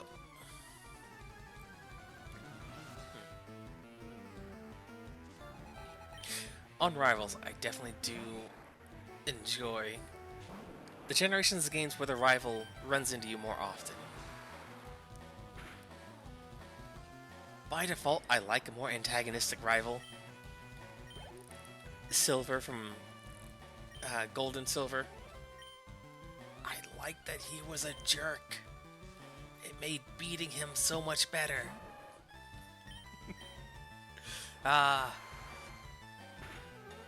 Bede from Sun and Moon. I also really liked a lot. Because he was the antagonistic rival.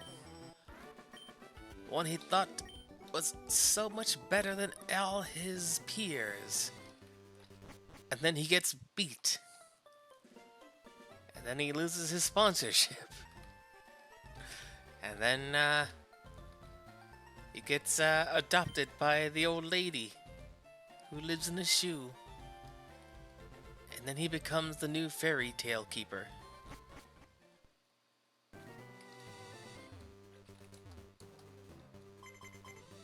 He's a fun one. Not that Marnie was a slouch. She wasn't as vibrant a character. It's not like she was our rival. She was a fellow competing Pokemon trainer.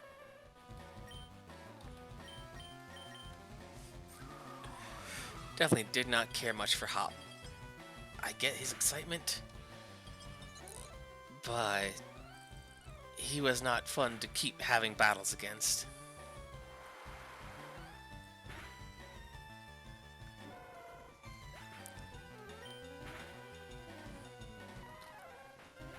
Definitely didn't get as much of a sense that he was supposed to be our rival as like, Bede was.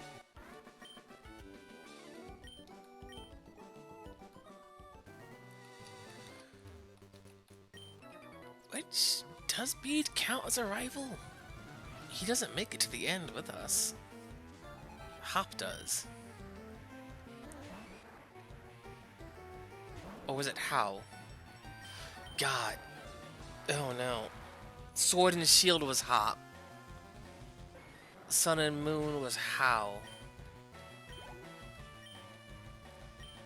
Oh god. They're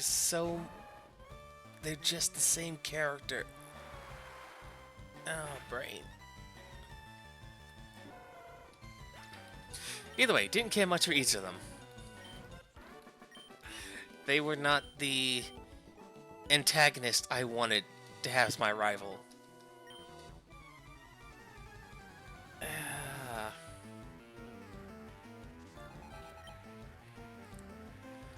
I'm a big fan of the steel tempers steel method of rivalry. The G1 rival is almost there.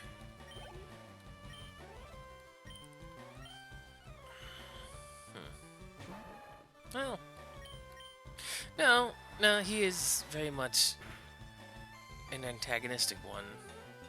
But not, well, no.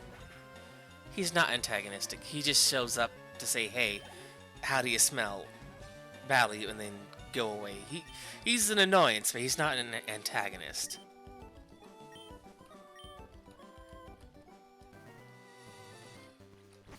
Silver was fun, though. The kid, what was the kid's name?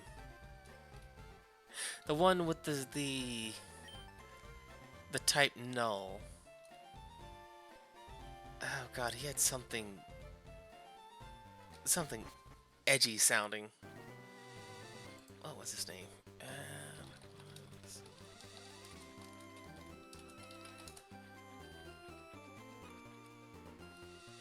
He was in Sun and Moon.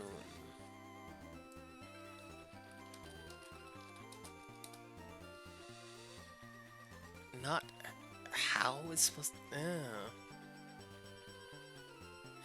Gladion. I like Gladion as a rival instead of How.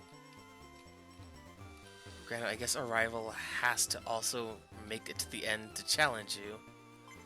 So if they don't, then they're not your rival. But that's... Wally was fun.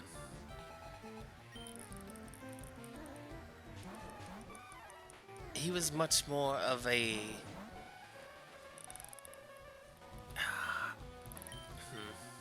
how to put it?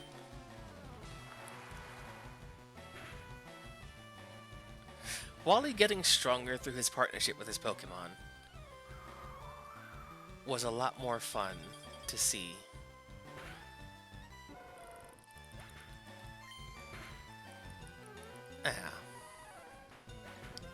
compared to, oh god.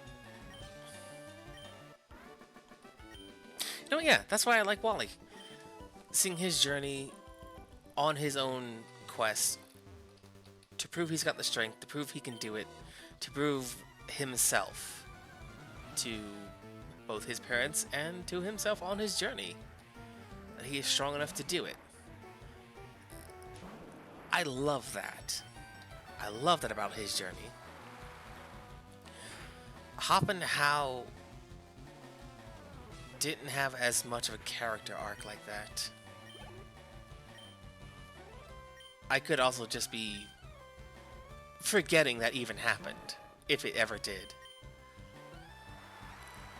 More than just like, oh, I lost, I'm gonna get down about it, but then I'm gonna rebound in the same conversation. See you next time. Blah. That's not as much fun to me. It irked me because it felt like he wasn't taking it seriously. Either one of them. Because if you're not going to take my rivalry seriously, then why are you my rival? I want a rival that will test me and force me to grow stronger to defeat them. Because steel tempers steel. And if you try and temper steel with a twig, you're not going to get anywhere.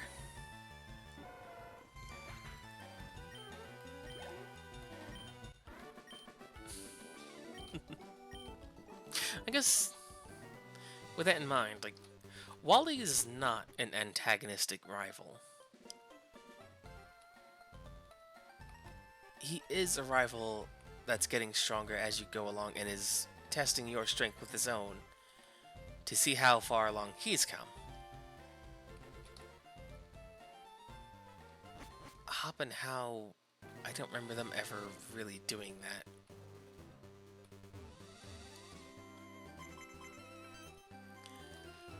Which, to be fair, like, that's not their role, but that's why I don't care much for them. I mean, they're here, they're participating. That's about as far as they go.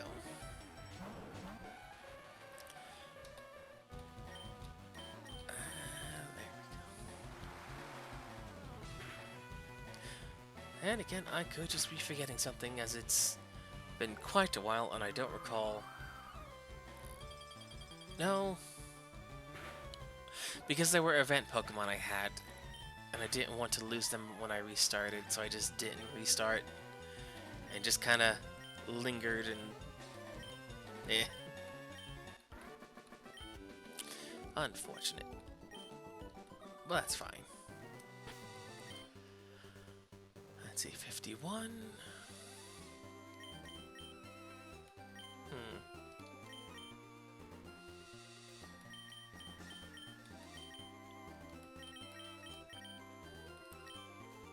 There we go. Zinx, I feel, is in a fine enough place. I don't think Puck is likely to get obliterated turn 1. So he should be fine? But what if he's not? It would not be the first time I thought a Pokemon was stronger than they were, and paid that price with their life. Would not be the first time.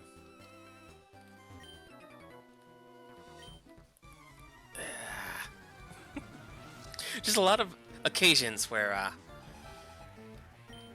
I would think a Pokemon was tougher than they actually were, and then they would get exploded and just...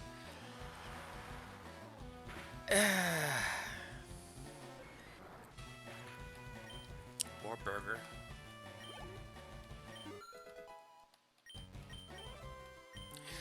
Thunder! Thunder! Lightning and a thunder, thunder. Remove pin missile, gain thunder. Let's see, we got Thunder Wave, Thunder, Double Kick, Quick Attack. Let's see, that Machop is 38.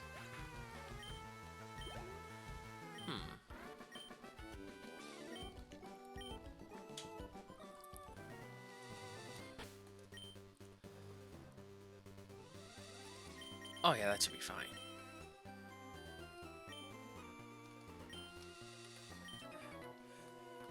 We'll let Puck have that last double battle.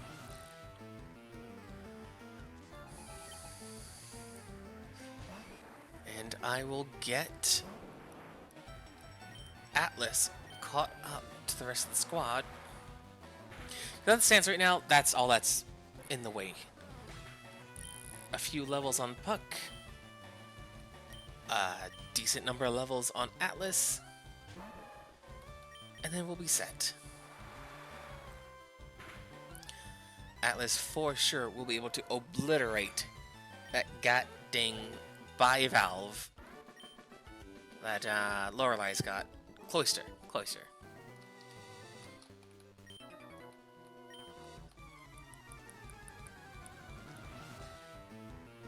We'll have Puck and yeah, we'll have Puck fight the Slowbro. It probably has boosting abilities.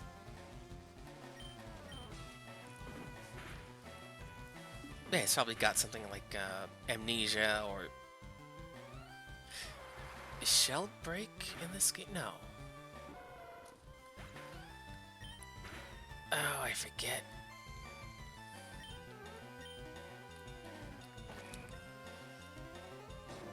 Oh, it's been a while.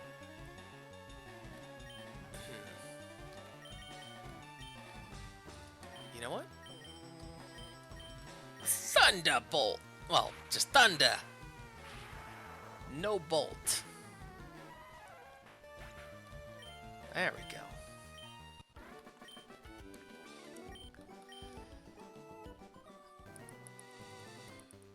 And...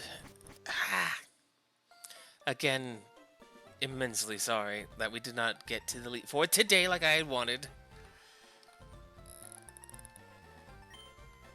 Given we got the group up, aside from now just Atlas, we're getting there. We are well on our way. As next time will be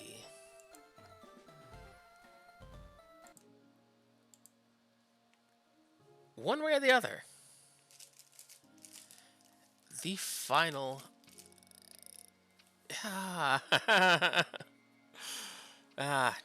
no doubt. All confidence. Next time, we will face the Elite Four. We will overcome. We will defeat them. We will destroy them and their machinations of... I guess just kind of vibing, chilling, not doing much of, anything. I think they were supposed to be like the league organizers or like some kind of government body. I don't remember. It's not very important, but in this case, we'll defeat them. We'll put an end to their tyranny? Evil? I don't know. But that's not important. What is important is thank you again for joining us here today. Next time, strictly speaking, is tomorrow, where we will be playing Nier Automata through Route B. And once we get through, we'll get to Route C, and we'll do cool stuff. It'll be fun. We've got places to go, things to see. It'll be fantastic. We'll be victorious. It'll be great. Don't even worry about it. For the time being, if you like what I do, please give me a follow here on Twitch. if you would like to see what we've done and the stories we have experienced, there is a YouTube VOD archive. Yes. Just the Levvittome VOD archive. It's where everything has been. It's where we have the entire playthrough for Nier Automata. Not Automata. Well, yes. But also the complete playthrough of Nier Replicant through all 4 major endings, and where everything will be in its entirety uncut in the future for posterity. Posterity, not posterity. That's not a word.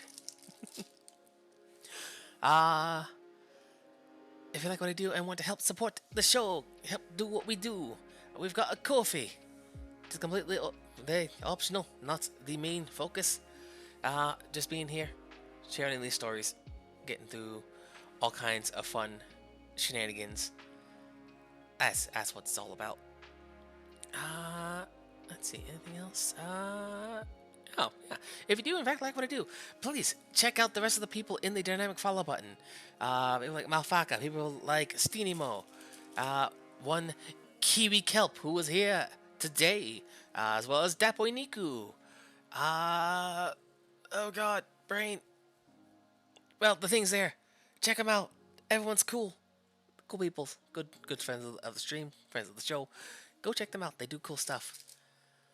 Aside from that, though, I need to go. So, once again, thank you for joining us here today.